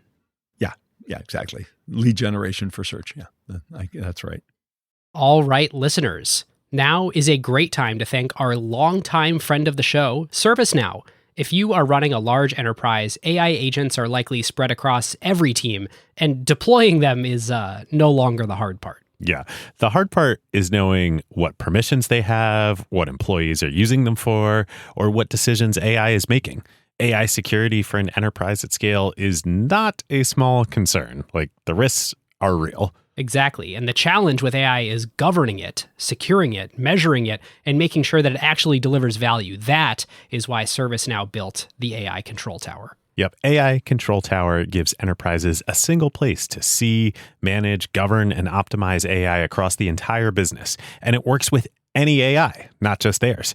Every device on your network, every permission across every system, every AI agent visible and secure in one place. And ServiceNow can do this because they've spent more than 20 years building the operational backbone of the enterprise, the workflows, governance, approvals, security controls, and institutional knowledge that power how work actually gets done across IT, HR, customer service, finance, and security. ServiceNow already runs more than 100 billion workflows annually and trillions of transactions for more than 85% of the Fortune 500. So when companies need a place to govern AI at enterprise scale, they're building on a platform at the center of how their business already operates. And in a future that isn't going to be one AI, it's going to be thousands of AI agents working across every function of the company. But the question is, who's managing them all? So if you're trying to turn AI ambition into real business outcomes and make it work safely, securely, at scale, go check out servicenow.com/acquired and tell them that Ben and David sent you. Okay, so we've been dwelling here in the products and reflecting back on big wins and misses. During your tenure as CEO, can you reflect back on your non-product wins and mistakes? Look, my biggest hit from my time running sales to president to CEO is establishing us with IT departments, IT professionals, you can call that the enterprise, if you will, and putting in the framework from a sales and marketing perspective, the staff. It's a capability we had to develop. Nobody developed that software model but us. We invented essentially how you do that. Oracle had done some invention, but we came on and did our own invention. We took it to the cloud. We were able to successfully navigate that with, look, from a sales, there's a product part to that that you highlight, but that's a big deal. And I feel very, very proud about that. From a financial standpoint, everybody likes to say we about tripled revenue and about tripled profit. The truth is we dramatically increased profit more than a triple, because people forget there was a major change that came along early in my tenure. And that's the move to have to expense stock options. So if you had restated our books to the time I actually took over, stock option expense would have reduced profits notably. Stock options were unaccounted for. So if you look at what starting profitability would have looked like if stock options had, it would have been lower. And the multiple over my tenure would have been much more than 3. Okay, so 3+ times in revenue. I think you might say 3 in revenue and probably closer to 4+ in 5, profit. maybe even on profit. About the same time, the dot-com bubble busts. So you have 2 problems. Number one, now we're showing in our books all this expense for stock options. Okay. But people don't value those things at what we have to expense. And the stock is flat, so they value them even less. This is a really insidious problem. You got to get rid of stock options. And we transition then from stock options to stock awards, which, if you notice, I think we were the first to make that as a major transition, but everybody's made the same transition. With the exception of a few senior executives, options are not the primary form of compensation. Little different in startups, but when you look at larger companies, even startups are now doing RSUs. RSUs. Yeah. So, and we had to start that. I didn't realize that Microsoft started that. You can check, but I know we moved before most of the tech companies. It's a tough thing to have to inherit right at the beginning of your tenure, coming off of an already all-time high multiple of the stock price. The dot-com bubble bursting meant our stock price bursted too. But I think to your point, what you're saying is this became a employee motivation cultural issue. It's not just stock we had price. 2 problems. Before the dot-com bubble bursts, you have everybody saying, oh, maybe we should go to a dot-com company because we're going to make a lot more money. Then the bubble bursts, and everybody says, sort of, you guys I'm probably underwater haven't on seen my the movie options. Oklahoma, but there's a song, Poor Judd is dead. Absolutely. A candlelight is dead. And that was kind of the way people felt about sort of stock compensation. And not just at our place. People were down because, everybody thought they had a ton, and then they thought they had less. So, yeah, it was a real employee morale issue in the early 2000s. We had to really sell this stuff in. That's a big thing I had to work on. Obviously, the antitrust issues. I mean, when you took over as CEO, what we said in our episodes was that was actually your number one priority, was just end this. It was right up there. Yeah. I mean, it was up there. I mean, I think when I took over, I'm not even sure we saw a path to resolution. But having an overhang, I'll give you a story because it's after I took over as CEO. We had an executive retreat We did it down in Bend, Oregon. I can't remember the name of the lodge, Sun River, I think. And we all fly down there. We rented a plane to fly everybody down there. I don't know how many people. By then it was probably 80, 90, something like that. And the first session was supposed to be a report. We did this, a report from the field. What are people seeing out there? What's the environment? And this guy, Orlando Ayala, was running sales at the time. And he gets up, and, this is probably 02-ish, 01, 02. We're still in the throes of the thing. My name is Orlando Ayala. I am a proud Colombian. I am not a proud Microsoftie today. Our integrity is under assault. My personal integrity feels like it's under assault. Now, he didn't blame us for having behaved badly, but he highlighted the thing that's on everybody's mind, which is it wasn't just like a business issue that needed to be taken care of. It was a culture issue. It was bothering people, particularly senior people, very personally. So I had this whole agenda, had to blow the thing up and reorient to address that elephant in the room. It was not where I was going with this thing. Completely remap, change the breakout sessions, focus in on this issue. Bill was not happy with the whole thing. Bill bore the weight of the antitrust thing very hard because for him, I think it also felt like a personal attack. Of course. And everybody took it personally. Bill took it even more personally because, he was the face of vilification, if you will, for this. But it's a reminder that it was a cultural issue to take care of, not just a market issue. And people focus in on were you moving slowly? But yeah, there was some of that too. People say, I wonder if we can do this. That was an issue. The cultural issue, I think, was even bigger. So he said, we got to get this thing resolved. And then there was the order to break us up. I forget what year that was. You were going to run one company and Bill was going to run the other company. Yeah, we never really got to the point of really planning that through. But that's what the federal government ordered, right? Yeah, no, they ordered it split. They didn't say who had to run which company. I think it was just that you couldn't be at the same. You couldn't be at the same I company. would run operating systems and Bill would take applications. So it just gives you a sense of where each of us were associated with in the mind of the company. So that's your starting place as you're taking over from CEO. As CEO, the dot-com bubble's bursting, antitrust is dominating the company's culture and the external narrative. You have this big accounting headache that you now have to deal with that affects the way your profitability is shown. But then there's a decade after that where you triple the business, but the stock price is flat. Mm-hmm. Why didn't Wall Street get? I'm going to give you 3 reasons. Reason number 1, and it's material. Bill and I always, so Bill and I, and then me and Bill, when I became CEO, we always were trying to tell people, don't get our stock price too high. Don't have too big expectations for us. We never wanted people to feel like they got cheated buying our stock. And partly, probably we're trying to lower the expectations on ourselves. I never thought of it that way. I don't think Bill did, but essentially that was part of it. And so we do this financial analyst meeting every July, and we'd always warn people, don't get too excited. That's one.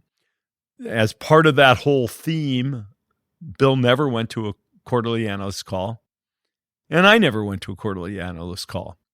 And if you really think about it, part of morale is the stock price. It is. And it took me a while to realize that, but I then never broke my pattern. It's sort of like going to the newspaper every day. You don't sell stock every day, so you really should only care what the stock price is when you sell stock. But people go every day, and it's kind of like, did my team win last night? It's like going to the sports section and say, how did the Clips do last night? And so talking more regularly to investors and talking with not a pie-eyed, but a realistic view, guidance, we gave no guidance. I had to fight people. They wanted to give guidance, and I didn't want to give guidance. Why? Just deliver the results you get. There was a bit of a Buffett-style Totally. I mean, this thing going on because Bill and Warren were very good friends, and Warren didn't go to quarterly calls, I don't think, but he's Warren. I don't even know if they do quarterly calls. I don't think think they they don't. do. I don't think they do. Yeah. So they do the annual meeting, obviously. So that's a let's call that a first reason. A second reason is, yes, I did take over when the stock was ridiculously too highly priced. Yep. But that normalized within a year or two.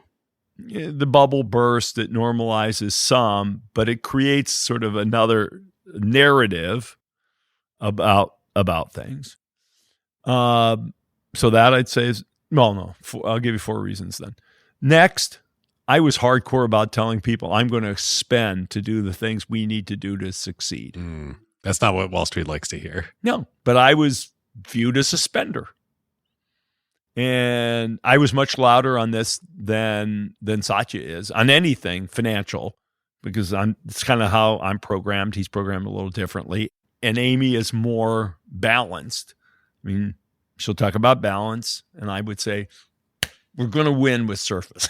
I mean, whatever it is. If I could paraphrase my view of it, you were willing to say, we're going to spend whatever it takes. And Amy goes and says, I'm going to account for every dollar of spend real tight and make sure that every dollar demands a return. Yeah. And so I had no credibility in terms of what some investors wanted to hear. Okay. And my actions were consistent with that. It's not like they were inconsistent. And then lastly, people did worry about the future of a couple of our franchises, most notably Windows. So you get all these things, narrative, transition from high price, some issue about franchises and me being a big spender. No wonder the stock stayed flat. And, by the end of my tenure, it was even bothering me. Yeah, when did it start to bother you? Towards the end. I mean, at some point I just got too tired.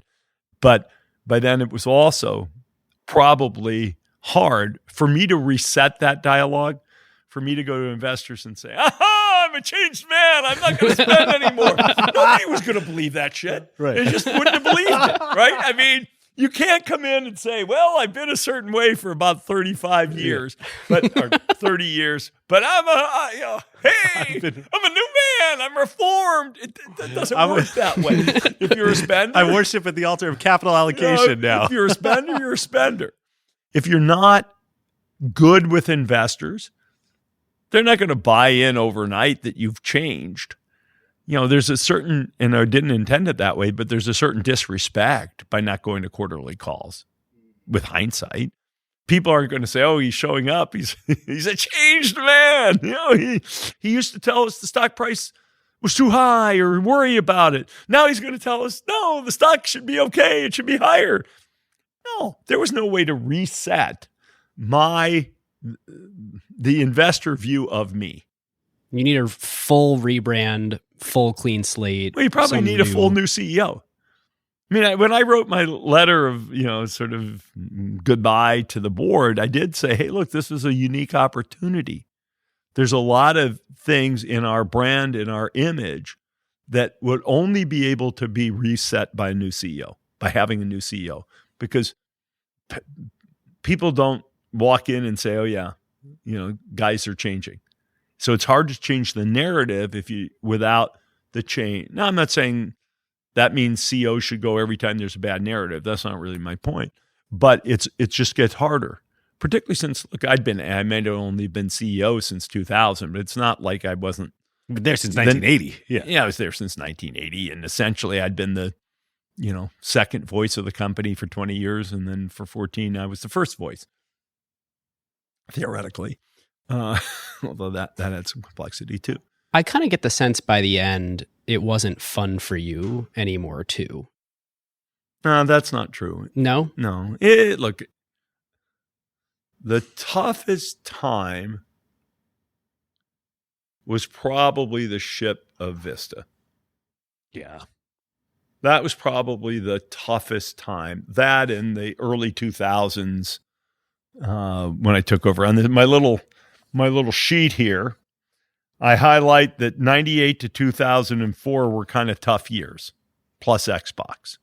Because that's the antitrust. That's where I moved back to be president of the company and then CEO. And Bill and I went through a year where we didn't speak. Really? Yeah, I think it was basically from sometime in about March or April of 2000 to 2001. I mean, literally, we weren't speaking. I didn't know what it meant to be his boss, and he didn't know what it meant to work for me. When he asked me to be CEO, I said to him, look, and I knew he was struggling with the DOJ and all this. I said, do you really want me to be CEO? Or do you just want me to be a figurehead? And he said, no, I want you to be real CEO. Okay. That meant something to me. I would probably have said yes, even if he said, be a figurehead. But he said what he wanted. And probably him saying to himself, hey, I've got to have a transition path. So I said, okay, I'll do that. Well, he didn't know how to show me a different kind of respect. I didn't know how to show him a different kind of respect. There were things that I thought, where I just disagreed with him, and now I expected it to go the other way. I was always happy. I was happy being a number two guy. I was fine. Salute. I don't like the decision. I either salute or I'd body punch and then salute, or body punch and he'd agree with me. Body punch means it's a slower process. And then, we didn't know how to do that. We just didn't know how to do that. And after a year, we started talking again. Basically, our wives were the ones who pushed us back together. We had a very awkward dinner at a health club down the street here. But, we get back together. But we never really got the right mojo. I mean, Bill was chief software architect, and I was very deferential then to, sort of product direction from Bill. And he's working on Longhorn at this point because it's post XP. Which was a mistake. Longhorn was a big mistake. I have to take accountability. I was a CEO. Bill's got to take a lot of accountability. And it was the mistake of mistakes. And between the company, Bill and I disagreed about whether we should do hardware. That was a big one. We did, Surface was a big disagreement. Phone, big disagreement. HoloLens, big disagreement. What about Azure? Were you aligned? Bill was fine with Azure. The cloud, Bill and I had agreed on in the 90s, right? I mean, Energizer. I think Energizer could have been Bill's idea, not mine. Yeah, pretty sure it was Bill's idea, not mine. I executed, but Bill's idea, not mine. But, we never hit it. There were places there should have been more contention. Maybe even during the late 90s, I don't know. But there were certainly places where there should have been more contention. And my gut, I was, these are the smart technical guys, Bill, and I'm trusting. Vista. I'm beginning to have a pit in my stomach, but we didn't have the right contention. I mean, and this is not directed at Bill personally, it's directed at all of us. We kind of had an emperor that had no clothes. Yeah. That was Longhorn. Was the emperor that had no clothes. And partly it was the centrality of Windows and the notion that Windows would say central, therefore people would all want this new stuff. Partly there was sort of there's too much change all at one time. We didn't do a new operating system, but we were kind of doing a new operating system. We would probably have been better. It may not have sold it all, but we probably would have done better not just calling to it do Windows. it. Yeah. Just forget what we called it. Just starting from scratch. Maybe keeping parts of the kernel, but otherwise starting from scratch and throw out all that all the scruff. Now, I don't think we would have popularized it. And if we'd looked at it that way, we probably wouldn't have built it. But by then, we were a little cocky about Windows, and it was our thing. So I don't think we had the right grind in our system there in the early 2000s. Between Bill and I, did we make some good decisions? Yeah, we did make a good decision to do Xbox. Were we doing too many things? Yeah, we were doing too many things. And I would say there was probably a voraciousness misplaced by Bill and me. Maybe, I had to deal with some of the pragmatics of hiring people and stuff. So I didn't push back on it, but I probably felt the pain a little bit more in terms of trying to hire people. And, so that's kind of 2000 to 2004. And then by 2004, Bill was already, sort of talking to me about wanting to be able to go. And in 2006, we announced that he was going to go in 2008. I also think we screwed that up. You can't have a long goodbye. Long goodbyes are not helpful. Yeah, yours was short. Yeah, it was goodbye. I stayed on the board for one more board meeting after I left. That was it. But a long goodbye, then nobody knows their role. I think I did some of my very best work after Bill left. If you ask me, when do I think I did my best work? When I started, when I was running sales and sort of evolving this enterprise business. Some when I ran system software, and then the last 6 years I was there. That's cloud, that's Surface, that's some of the improvements in Windows. I feel really good about my last 6 years. Bing, that's when we hire. I think that's when we hire Chi Lu. Yeah. Chi Lu is. Do you guys know the story of Chi Lu at Microsoft? I Chi was there at Lu the is same one of the time, but- most pivotal things at Microsoft. Okay, why? I knew it was important, but tell us the pivotal, story. Pivotal in a way you may not even know. First of all, brilliant guy, great guy. So Chi's talking about leaving Yahoo. He's at Yahoo at the time, and Chi, I think, went to graduate school with Harry Shum, who had been in Microsoft research, and Harry was now working on search, and he was working for Satya, who was running Bing. And Harry says, Which that's an amazing sentence all in itself. Oh, Satya, the guy who was running Bing. he was running Bing.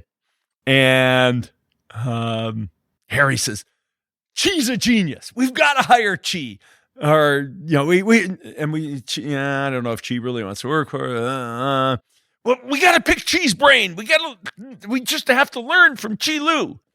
Okay. So Satya, me, Harry, fly down to California, and we meet with Chi Lu. And we talk to Chi, and Chi's brilliant. We're learning all this stuff about Chi, and Chi leaves the room. God, there's a lot. And I don't know who throws the idea out at first. Maybe Satya. We should hire Chi, and I should work for him. Whoa. So Harry was all in. Harry worked for Satya, who worked for Chi. Now, we flipped it around. So you flipped the whole reporting structure to hire Chi in the room. After Chi walked, we talked for about 15 minutes. And then Harry calls Chi and said, do you mind coming back? Wow. I forget where Chi was thinking he'd take his next job. He had a next job in mind. Maybe it was with Baidu. I can't remember. Someplace. Wow. So then what did he do at Microsoft that made him so impactful? It's the story I just told you. It's what it told me about Satya. Ah. I mean, I loved Satya. We were giving him, more and more responsibilities anyway. But it told me this guy will do the right thing for the company. He'll prioritize that. He doesn't have an ego that gets in the way. And Chi did great work. I mean, Chi knew about search. He could bring in a different, he was an old pro at it. And it started cash flowing billions of dollars eventually. I mean, and Satya's not an engineer by training. Chi's an engineer. I mean, he's a PhD in computer science. And he had a lot to bring. Satya's been great at managing product development. That's for sure. But, But yeah, Chi's like that meeting. dig into bits and bytes kind of thing. So, but the meeting is the thing that was important. Chi was important, sure. But what Satya and Harry did that day, where they just found a guy and said, please, Steve, go hire him as our boss. Yeah, you don't hear that very often. No. What was year so was impressed. that? Let's see, what year would Chi have come? It was 08? after Yahoo's. Yeah, 08, 09. So 6 years before 09, yeah. Satya became CEO, or 5 years. And that let me then be able to also say, now I can give Satya more responsibility doing something else. Why did you move him to server and tools? I thought it would be great we had Chi, so we could probably move him. I thought it would be important to give him other experiences to try to get him right to, be able to be CEO, because he was on a list of 3 or 4 internals at that time who said, he'd been on a list of guys we had been talking about because we did an annual succession plan thing. Succession plan has 2 candidates. It's what happens if you get hit by a bus and what happens if you get served a term, whatever term feels like. And they're different people, right? If Satya gets hit by a bus, if Satya serves another 5 years, it's probably a different person. And I think that's true in most companies. You got to think about it differently. Anyway, so I said, hey, we'll get him another experience. He hasn't worked in apps, hasn't worked in server and tools, and it was kind of a good time to sort of switch things around. Bob wound up obviously being super successful because Bob was running server and tools at the time. And I love Bob. Bob's one of my favorite guys I've ever worked with. Went on to be CEO of Snowflake. Snowflake, yeah. Absolutely. Worked out for everybody. He's done fantastically well, but we moved Satya into that job. But, and then he was on a great path, and Cheese Hire made search as stronger, showed just how right Satya was. We talk about this in basketball. Is it all about team first or not? All about team first, which is essential. And we were able to give him the additional experiences, which were super helpful in terms of him then taking over as CEO. That's why Azure was turbocharging. Yeah. All right, listeners. Now is a great time to talk about one of our favorite companies, Statsig. Yes, long-time acquired partner. There is a reason why the best product teams at companies like OpenAI and Notion, Atlassian, Figma, Rippling, Brex, and more rely on Statsig, whether they are iterating on their core product features or shipping AI-powered experiences at scale. Yep. In the crazy speed of today's AI world, shipping fast is just table stakes now. It's basically trivial to build and deploy your app constantly. The real advantage is how quickly you learn what changes actually created value for customers and how fast you can use that signal to guide what you ship next. Whether it's a feature tweak, a pricing change, a performance improvement, or an AI update like a model change or prompt adjustment, they're not relying on instinct. They're measuring what actually moved engagement, retention, and ultimately revenue. And as more teams build with AI, that learning loop becomes even more important. Building with LLMs introduces non-determinism into your product experience. The same input doesn't always produce the same output, and behavior can shift in subtle ways in real-world use. So doing offline evals will give you part of the picture, but you can really only understand the impact once your product is live with real users, and then you can measure how their behavior actually changes. It's very different than the way that you would ship features in a pre-AI world where you knew exactly what the software was going to do in production. Yeah, exactly. So this is where Statsig comes in. It brings experimentation, feature flags, and product analytics into one unified system so teams can ship safely, test rigorously, and directly link what they changed to how users actually behaved. The result is a tighter feedback loop and learning that compounds over time, so you don't just ship more, you ship better. So if you want to make learning your competitive advantage, whether you're building new AI experiences or just evolving your existing core product, go to statsig.com/acquired to get started. We want to talk a little bit about your post-Microsoft term, but let's sort of leave Microsoft with a final question of why did you resign? Yeah, a couple things. 2 or 3 things. Number one, the phone was very on my brain. When you said, are you having fun? That was the thing that was eating at me the most, was the phone. And I decided we needed to flip the model around. Your episode's pretty good about all that happened, so I'm not going to go through all that. But I knew we had to do hardware. I knew it. There was just no question. We weren't going to be able to play the search game, the Android/search game, because we just didn't have the power of monetization that they did. And Apple's Apple, but there are going to be 2 phones. It's not like there'd only be one phone that was popular in the world. And this is something you guys didn't put in the episode. I'd been trying to buy I had talked about buying a phone company for years, a number of years, before the Nokia deal. I forget what year it was. I flew to Taiwan and we were looking at buying HTC. They were the biggest Windows Phone OEM at the time. Nokia wasn't signed up. I finally just decided, Terry Myers and I, we had 3 or 4 trips to Taiwan to talk to Peter, look at the organization.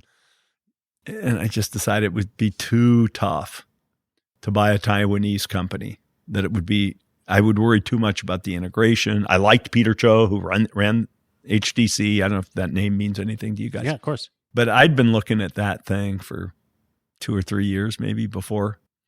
And, Bill and I had continued to have all the tension we had about anything that had hardware in it. So, it's not like our relationship was calm and is clear. It had always been bumpy. I mean, even back to the beginning, I almost quit after 4 weeks because we were in it. Oh, wow. 5 weeks maybe. So it's not like it had ever been. That would have been a very poor economic decision. It had never been linear. We had another big fight a year after about financial stuff. So it had never been linear. It had helped build Microsoft, but that didn't mean it had always been easy for him or me. So the hardware thing was exacerbating our relationship. I thought we really needed to do a phone. And then the board said, no, we don't want to do a phone. And I was very transparent with everybody. Look, here's, we brought the manager, you got this right. We brought the management team in, and I don't know if it was more wanted to buy or didn't want, but I let everybody speak. I mean, it's a big decision to be in the phone hardware business. And then the process we do the presentation, and the process from there to the time the board says no, I didn't find very respectful. The board didn't ask me to leave. I just didn't find the process very respectful. I probably won't go into the detail of that. So, and a lot of it has to do, again, with my relationship with Bill. Because, and look, I knew Bill didn't love the idea. And I was willing to sort of accept whatever the board decided. I was, no question about that. But the process wasn't very good. And I was not happy with the process. But they wanted me to stay. But I just decided 2 things. If we're not going to buy phones, that's kind of my best shot for a consumer future for the company. Right now, that's my best shot.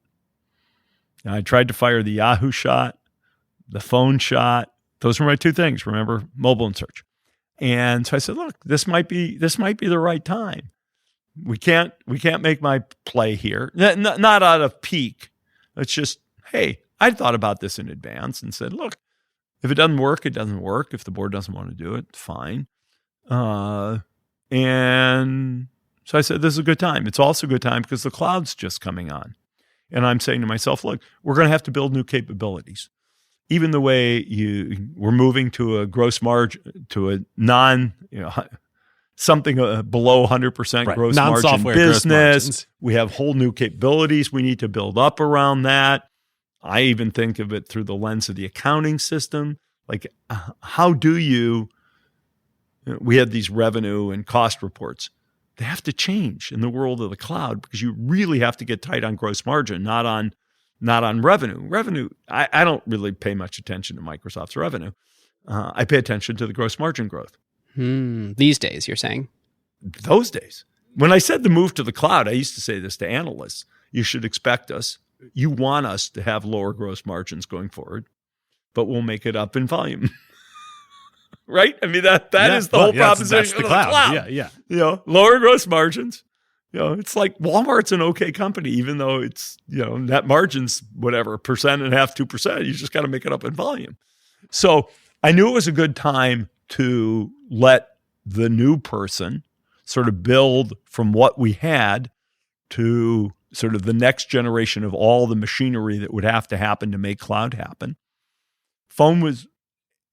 I never lost my desire to be an end user company. I bemoan the fact that I couldn't keep us focused on being an end user company /consumer. It killed me.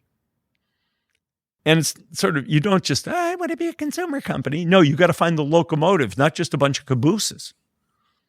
At the end of the day, Zune was a caboose.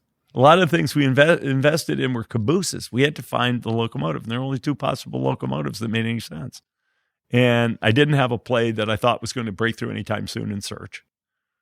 Mobile was going to be really hard. But I knew in my heart of hearts that without physical hardware, we weren't going to break through there either because of search. Board said no. I said, okay. Bill and I it's not really the board being disrespectful. Maybe it is, but it's mostly me and Bill. We're grinding, and that's never fun when we grind. And I said, okay, we're grinding. I know it's frustrating for him. It's frustrating for me. We're grinding. Here goes my idea. Here goes my idea. And oh, by the way, this is a great juncture point. So I said, okay, I'll pass. And then the board changed its mind. Yeah, so why did they end up buying Nokia then after your decision was final? You were out? Oh, I don't know. Maybe you don't know, yeah. I don't really know. I mean, I'm not sure they really understood, but I had told them about, we had a deep partnership with Nokia, and I'm not really sure maybe guys really understood. I hadn't done a good job explaining how close the partnership was. So there was really no go back to Nokia and see if we can have a bigger partnership. The problem with the partnership with Nokia is they didn't have the money to invest in marketing. We did. They didn't have the market to go. They did not have the ability to go deep pockets. We did. But if we didn't have the monetization capability back through the phone, we weren't going to be able to make it work as a partnership because we had to put in the cash and therefore we had to get the return. And it wasn't going to work. It had reached a point where you had to buy the company or just cut bait totally on the whole. Yeah, just because the money, the math wouldn't work. What we had to do to be successful was beyond their financial capacity. But if we were going to do what it took to be successful, we couldn't do it on like $4 right. You needed the royalty. Margin dollars from the hardware too. Exactly. So you left. You did a pretty incredible thing, or really, you didn't do an incredible thing. You held everything. You're still the largest individual shareholder in Microsoft. I think I might be, other than index funds, the largest institutional investor too. And basically, besides Vanguard. That part, but yeah, it could be. On the one hand, I imagine it was very simple. And you've given reasons in other interviews in the past. You're a loyal guy, et cetera. Just talk us through the emotions, thinking about that. I imagine that was not so simple. No, not. I leave, and then what does it mean to emotionally detach? Because if you're not there, you have to emotionally detach. You can't say, because you can't control anything anymore. So it's hard. You don't want to stay quite that emotionally attached because it's like, I got to get back in and fix everything. But I said, I'm going to be the best investor. We're going to know everything about this company. I'm going to read everything just like I used to. We're going to go to conferences just like we used to. I went to one shareholder meeting and I was kind of a dick, in my opinion. I mean, literally one of the shareholder meetings. And I was too emotionally attached. And so, it took me about a year to say I just have to emotionally detach. So it took some work, but I kind of was able to get there. But I'm still loyal. Didn't want to sell. Then we get our philanthropy started. And then I do need to do something because we do need some of the asset value to give away. So I went through a bit where we gave some away, i.e. we put it into our donor advised fund. And I also, sold a little bit at the time. And I was thinking, this is 2015-ish. Yeah, it might have been even 16, something like that. And then, because our philanthropy was just ramping up. Connie had been giving away money, but the dollar value was ramping up. And then I said, maybe I should just sell it all. Full emotional detachment. Wow. Let's do full emotional detachment. Because look, it was my baby. It's my baby. I'm not a founder, but I think of myself as a founder. I was there so early and I hired basically everybody. And, everybody was a senior leader I'd recruited, and it's not true anymore. Now things have changed. There's probably only 10% of the people who are there now were there when I was there, or something higher at the senior levels. I mean, I can go through the math on why that's true. But that would have been a very understandable decision of, just it's emotional time to just it had put it all nothing away. to do with money. Yeah. My only thought process was emotional detachment. I was wrestling, and You're ready to hit the button. You're ready to hit the sell wrestling. button. I was wrestling. And then the lady who works here, ex-Microsoftie, who works here in finance, who's the woman who sort of really charts what's going on financially at Microsoft. She and her boss, who's another ex-Microsoftie who used to work with me most closely on the financial stuff. But she says, you can't sell. You can't sell. This is going to be worth a lot more. You can't sell. You can't. So she effectively made a Microsoft stock pick. She made us, and she was recommending. She has loyalty too. It's not like, we have a bunch of Microsofties here, and it's not like they lack loyalty either. But it was a little bit loyalty and a lot a pick. And I said, look, my loyalty trumps my emotional attachment. I can get through my emotional attachment, but my loyalty, and look, I think of the thing as like a two-headed hydra. I thought about this the whole way. Things could go to nothing or things could explode. And that's partly why we tamped on the stock, because we always saw the possibility for either of two radically different outcomes. And then finally I say, look, I'm not going to sweat whether we're going to get the downside or the upside. I'm just going to be loyal, and I'm going to be enough emotionally detached for this to be okay. Because for you, it kind of doesn't matter. There's not a downside that could be so bad that I it would had enough actually money impact. off the table that it's not like my family's going to. You could still run one of the best philanthropies of all time, even if the we could be stock great cratered. in our. I hear you on No, an I mean, NBA team. Connie would have been okay with it. I mean, she finds it difficult to give away as much money as we have. So she wouldn't have minded a smaller problem to start with. She would have been okay. I've been charting it over the last 3 years. You guys are giving away almost somewhere in the neighborhood of $1 billion a year. Cash out the door. But your net worth is ballooning every year way faster than you can give money away because of the Microsoft hold. Yeah, and one other thing Microsoft hold, but you may be missing one thing on the Microsoft hold that's important, and that's the size of the dividend check. Between Microsoft and the other stuff I own, the dividend checks are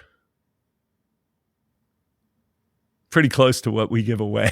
So you can look at the appreciation, but we're just above the dividend checks now. You're just trying to shovel the money that is coming in the door out the door. So you can fund the whole philanthropy without selling additional shares. Well, there's two things that are going on. One, the dividend checks are pretty good. And number two, I do have stuff that's not in Microsoft. So You hold, I think, mostly index funds outside of the Clippers. Is that right? Yeah, Clippers/Arena index funds. I have one business I invested in with a guy who I went to college with who worked at Microsoft. It's called Stagwell Media. It's a marketing services company. You call it a modern day ad agency, but it's not really an ad agency. A guy named Mark Penn. So I do have some money that's not in index funds, but mostly I'm in index funds. And which, I mean, Clips. Anybody else, in your the same couple top pages of lists that you're on, you must be the only one that operates like this. Everybody else, huge family offices, lots of investments, private equity, funds. Yeah, but if you look at the guy, I mean, look, I would say you probably would find that Zuckerberg is pretty concentrated. I don't know this, but I'm going to guess you would find, I don't know about Ellison, but obviously some of the guys who own more privately held businesses, pretty concentrated. Required to be concentrated, yeah. Who else? The Google guys, I imagine, are concentrated, but I don't know that. I mean, I can't speak for anybody else. Obviously, Bloomberg is concentrated. Right. So, well, I think in practice, it all works out the same way of like, there's one thing that is everything. And look, if you sell it, you're just going to pay capital gains taxes. So if you're really just being a financial monster about it, you got to decide, will Microsoft underperform the index by enough to, right. to offset the capital gains taxes? I don't need the money. I got plenty to live on without selling anything. That's number one. Financially, where's that money going to go? Some will go to my kids, but most of it's going to go to the government or to philanthropy. So why would I sell so we have less to give to philanthropy someday? Unless I really think Microsoft's going to underperform the market by essentially the capital gains rate. So I feel like I'm watching a live USA Facts video right here. Yeah, I got this question once. I'm a member of a country club in LA, and one of the things country clubs do sometimes is they'll do Q&A with members to entertain.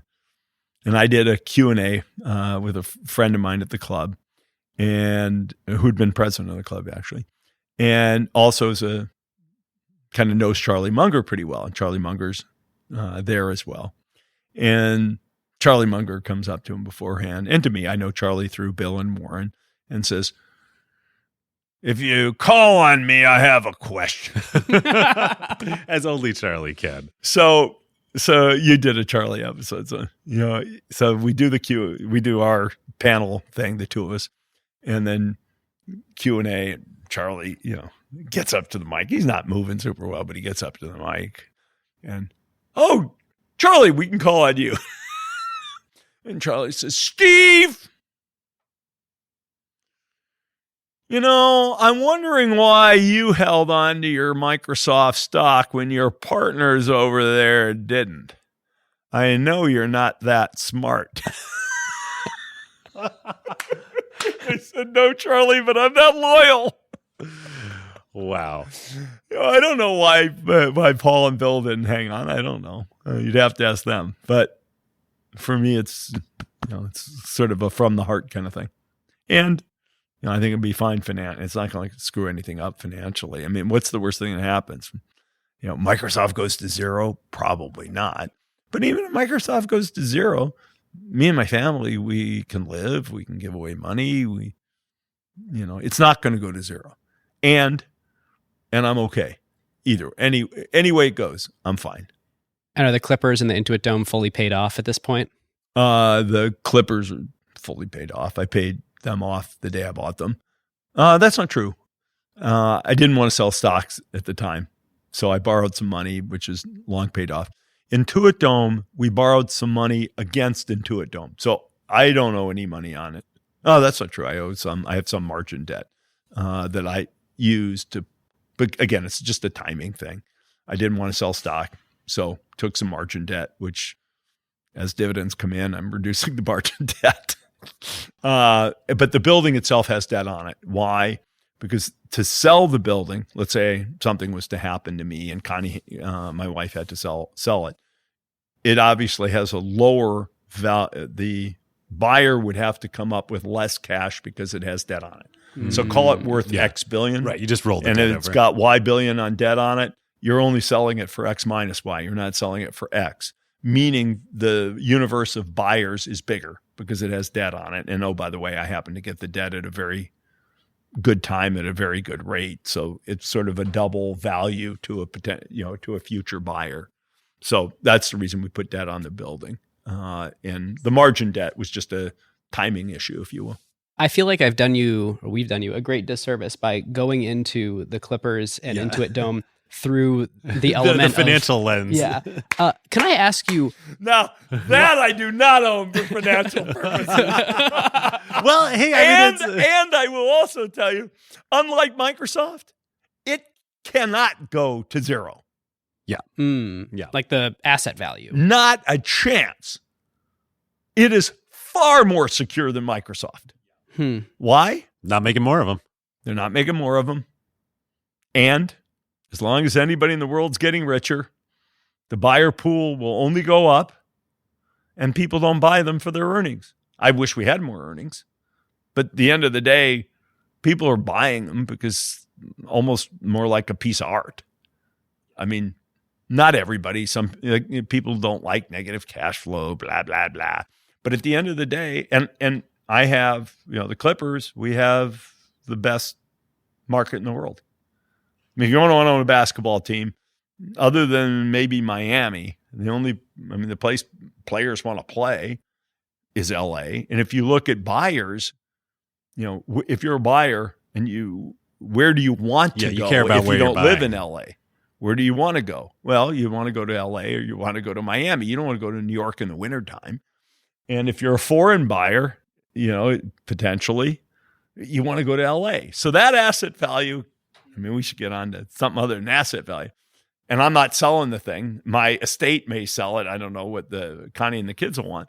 But at the end of the day, that one does not have a lot of volatility in it. It's a nice retirement fund. What's been the most surprising thing in your Clippers journey? I'll give you two parts of the answer. First is how I relate to that business versus the businesses I've known. Number one, there are more similarities than I ever thought. We do version upgrades just like you do. What's a version upgrade? You do major version upgrades over the summer. That's the draft and free agency and trades. And you do a minor version upgrade at the time of the trade deadline. So that, it's very similar. You got a 6-month ship cycle. It's your service pack. You have a major and a minor release SP1 and SP2. And oh, by the way, you know how people like agile now development? Guess what? That's called changing the game plan. The coaches are always modifying in that sense. So it's a little bit similar. I never thought about that. The business is just like Microsoft. We sell both advertising and that's called sponsorship. And we sell tickets. Mm-hmm. Software licenses. No, that's like software licenses. And we have an OEM business. That's called broadcast revenue. It's 100%. It's called. Actually, it's more similar. Remarkably similar. Yeah. Just in terms of business modeling. We do have a union. That's very different. What that means in terms of the complexity through the collective bargaining agreement, it also covers things like what's max salary, what trades can you make, all that, very different. You really are business partners with your competitors. That's different. You actually get together and talk to them. I never did that when I was at Microsoft. But you get together and you talk to them, but you're trying to compete. If you have somebody who wants to advance through their career, oftentimes the best way for them to advance, they have to go to another team. We have a president of basketball. It's not an open job. And I don't plan for it to be an open job. I don't want to lose anybody, but if, a lot of the career moves people make would be to other organizations. We don't like that, but we want to have the talent everybody loves. Right. At Microsoft, your domain is always growing, and so there's always the domain is growing, or number of people. You can move people. Oh, you're an engineer. You're bored. You've worked on X. We'll move you to work on a different product, for example. It's different the way you think about people primarily because of the union, but also there's only 30 head coaching jobs. There just are. So if somebody wants to be a head coach and they're not our head coach, they have to find a job someplace else. Again, not what we want. But the reality is we don't want people held back in their career. It's not like Microsoft where I felt like I could always find a job that somebody should want. So that's different. I'll give you another one to think about. Business likes to say, "Oh, we're accountable, we're agile, we're this, we're that." Sports is so much more accountable than business. It's like a joke. I'm being a bit extreme for fun. But every 24 seconds, you get a report card. Basketball, shot clock. Every 48 minutes. And you can't say, "I'm going to make it up next quarter. We missed, but I got it next quarter." No, you lost that game. That game is on your loss column for the rest of the season. You cannot dig yourself out of that one game loss hole. You can't. It's gone. And you can probably also be reasonably confident about each individual's contribution to that win or loss. Well, now let me get to that. Your customers know everything you know. It's not like you could say, "Well, back in the lab, you wait until you see what we got in the lab." No, every statistic we have, our customers have. You want to know how many miles James Harden ran last game?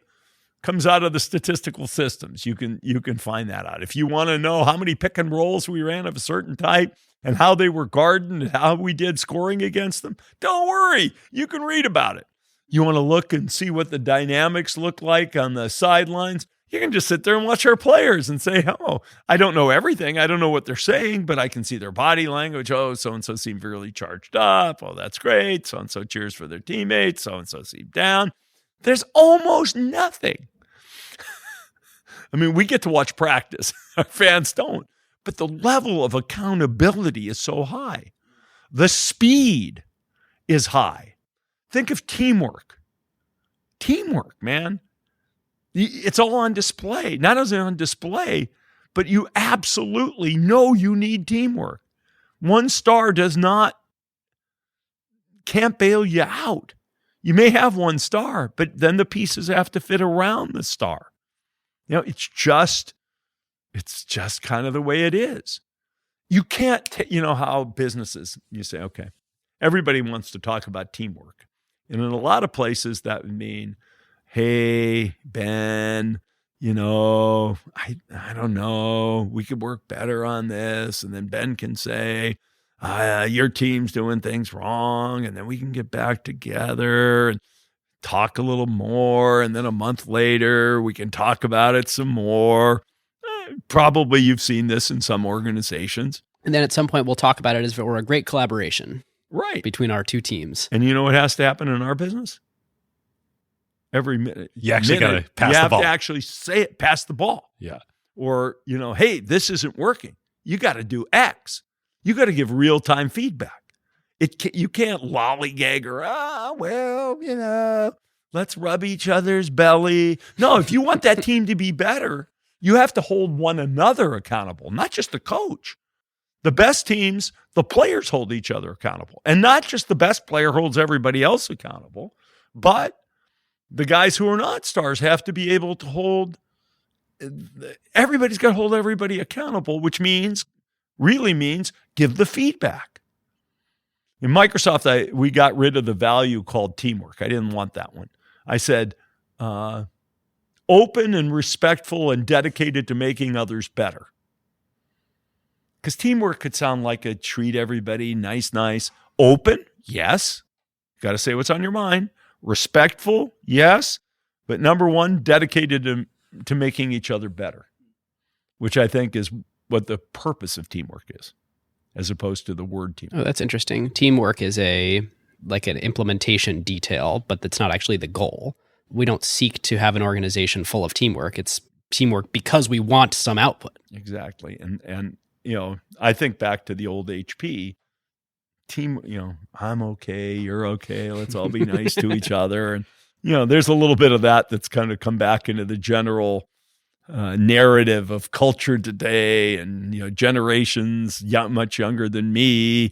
But at the end of the day, if you want to succeed, you're right. The goal is succeeding. Yeah. Getting and in an NBA team, play well together. And in an NBA team, you're going to know. In 2.5 hours or so, 2 hours, you're going to know. It's interesting. Yeah. Professional sports is kind of like maybe like the last bastion of there's not room for the I'm okay, you're okay, let's talk this out. Oh, your team's talked to mine. It's like extreme accountability. Extreme accountability, extreme teamwork. See, I learned some things that would have been very helpful for me to understand at Microsoft. I'll give you another one. Reference checking. Everybody does reference checking, right? How good is the reference checking in most businesses? Not good. Well, most people call front of sheet references, which has never made sense to me. Or you call somebody who probably doesn't feel like they can give you an honest answer because they don't want to get sued or blah, blah, blah. Basketball? You should see the amount of reference material we have on a guy before we draft him. I mean, people have talked to their old coaches. They've talked to their teammates. Right. You know, yeah, and it's not just, I mean, that's kind of scouts do. They've watched them play. They've been to practices. They kind of know what they've talked to references about work ethic. Imagine if you could scout your future employees. You could just go hang out at their current job. Yeah. Or you talk to their parents. I mean, there's so many things. The draft choices are such a crucible decision, right? Because free agency, I mean, you mostly know what you're getting, right? Like they have a body of work. You can see the body of work. Yeah. You may know what happens behind the scenes. You may not. Right. So there's some risk to it. But there's a body of work. Yeah. A draft, you get 2 choices every year. Well, we traded some away, but yes. Right. But in the theory, answer is yes, David. in aggregate, Yeah, every I team know, gets it's 2 easy. choices every year. And you could choose to deal those choices. So that's part of it. joking, Yeah. right? But like that's and that's hugely, hugely impactful. And you you're dealing with one other thing. My wife reminds me. Boys' brains don't fully develop until they're 25? And we're drafting guys who are 19, 20, 21. Yeah. So you're also having to say, by everything I know, what do I project that guy looks like as they get into their, you could say you enter your prime around 27. What do you start looking at, though?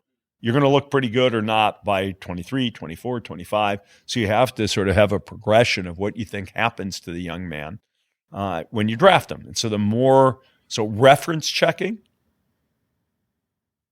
much bigger deal, I found. And people say, oh, well, it's simple. It's sports. The strategy decks I get 35 PowerPoints, 40 PowerPoints easily to go through. Okay, here's our strategies. What about this? What if? What about this? What do we do here? We have a PhD physicist who, is a key part of our analytics group, focuses on our analytics systems. And it's not like, this stuff's not complicated. It is. Analytics has become this really big buzzword in sports. Where do you see real alpha actually happening in data science and sports versus what's just like table stakes at this point? There are 2 ways to use analytics. One is for game planning. Literally, what does this tell us about the best way to guard Anthony Edwards in this situation or these situations? Very helpful for that. I'd say the data is probably table stakes, honestly. The way you use it, not so much. Do you ask the right questions? Maybe not. Does coach really understand and embrace? Are the analytics people really able to mind meld with coach so that coaches, get the insights they can for game planning? The second is, what about for drafting and trading? Analytics are actually a little less important in that instance, because they don't really tell you how if you mix Charlie with Harry, it's different than if you mix Charlie with Bobby. And Charlie and Harry haven't played together before. So it's a little different. They are helpful. We have analytics, for example, on all the kids we're going to draft, less valuable than on pros because you're playing against a different level of competition. Do people have differential data? Not much. I mean, the same cameras in the ceiling are recording the same games. Most of the analytics data now gets processed through standard, sort of software packages that get licensed to everybody.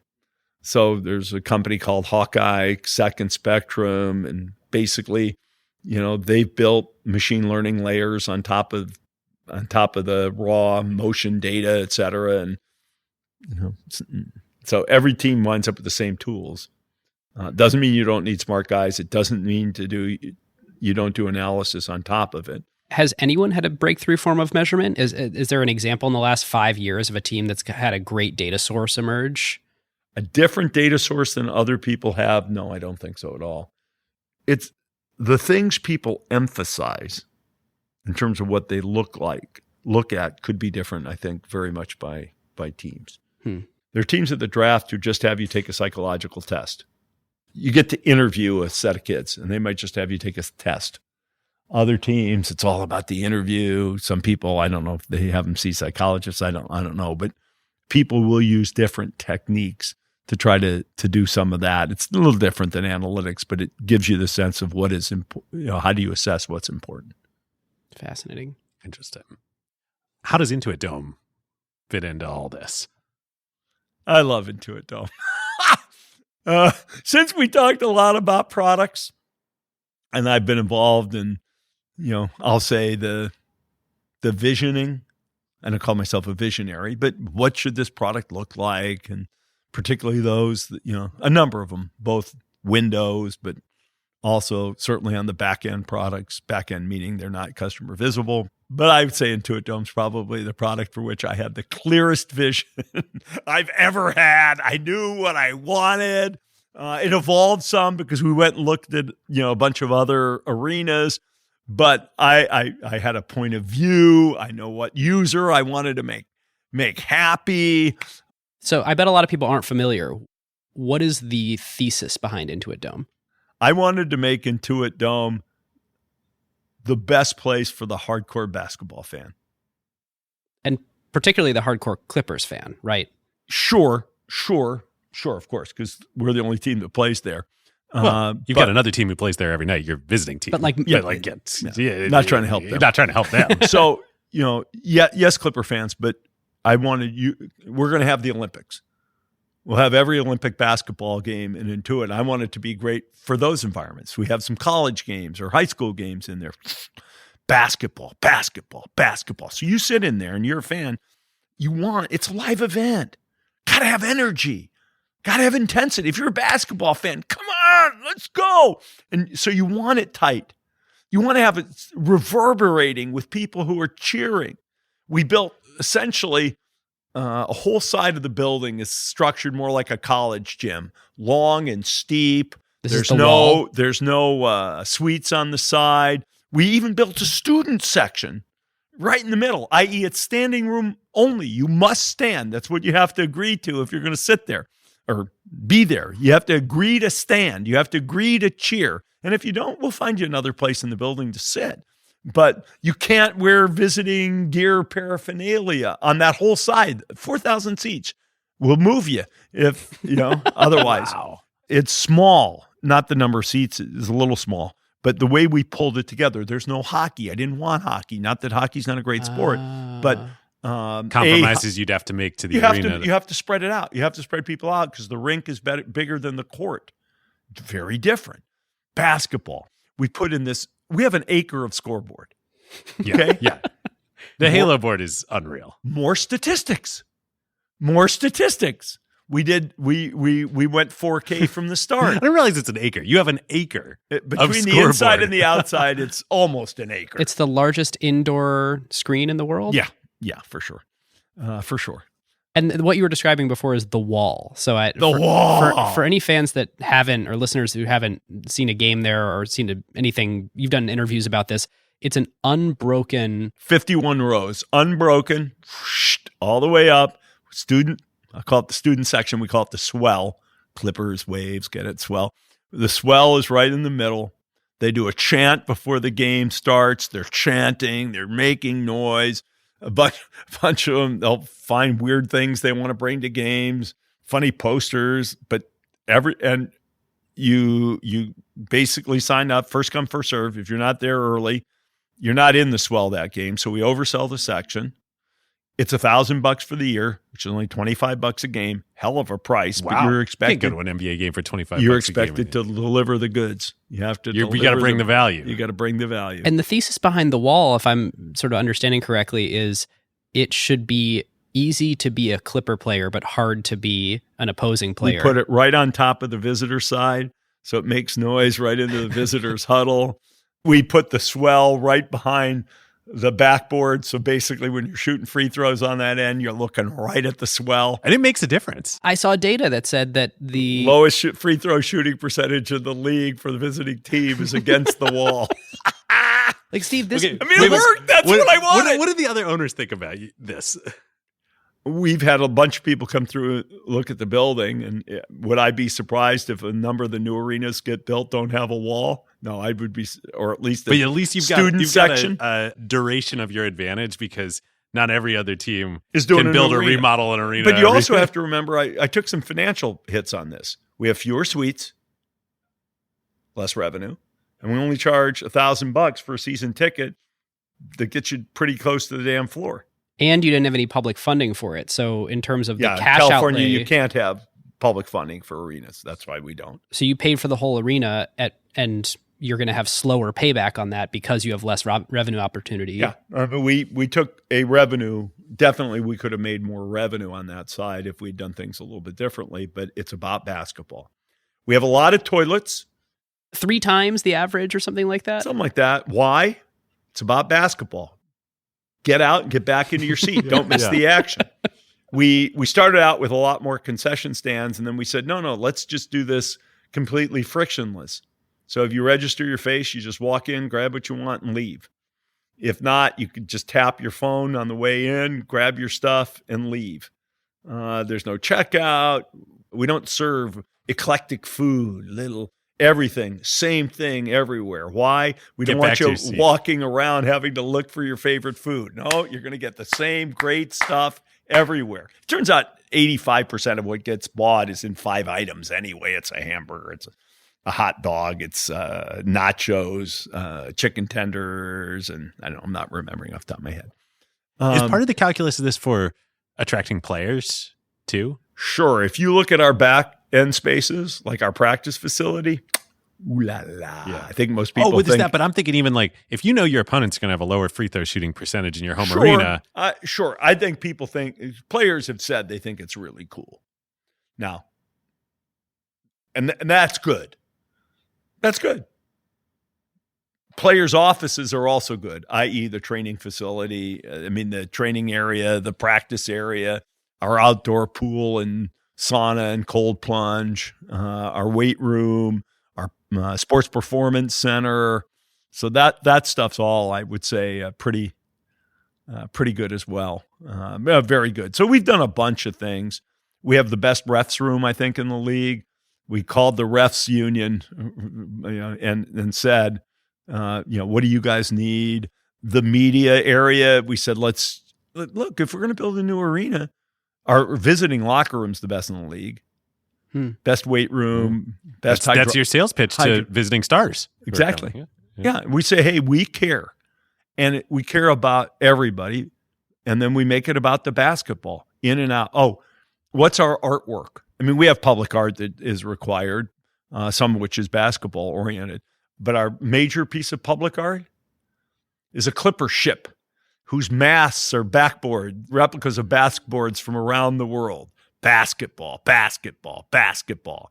Our art inside the building, we have a high school basketball jersey from every high school in the state of California. It looks like art almost because it's nice colors on the wall. Basketball, man. It's about the basketball. This building feels like your personality into a physical structure, like the competitiveness, the loyalty, the like fixation on what matters. On the customer. Yes. Yeah, it is. And look, I knew, how oftentimes startups come about because the founder is in love with some topic and builds the product they wanted to use. I think that happens a lot.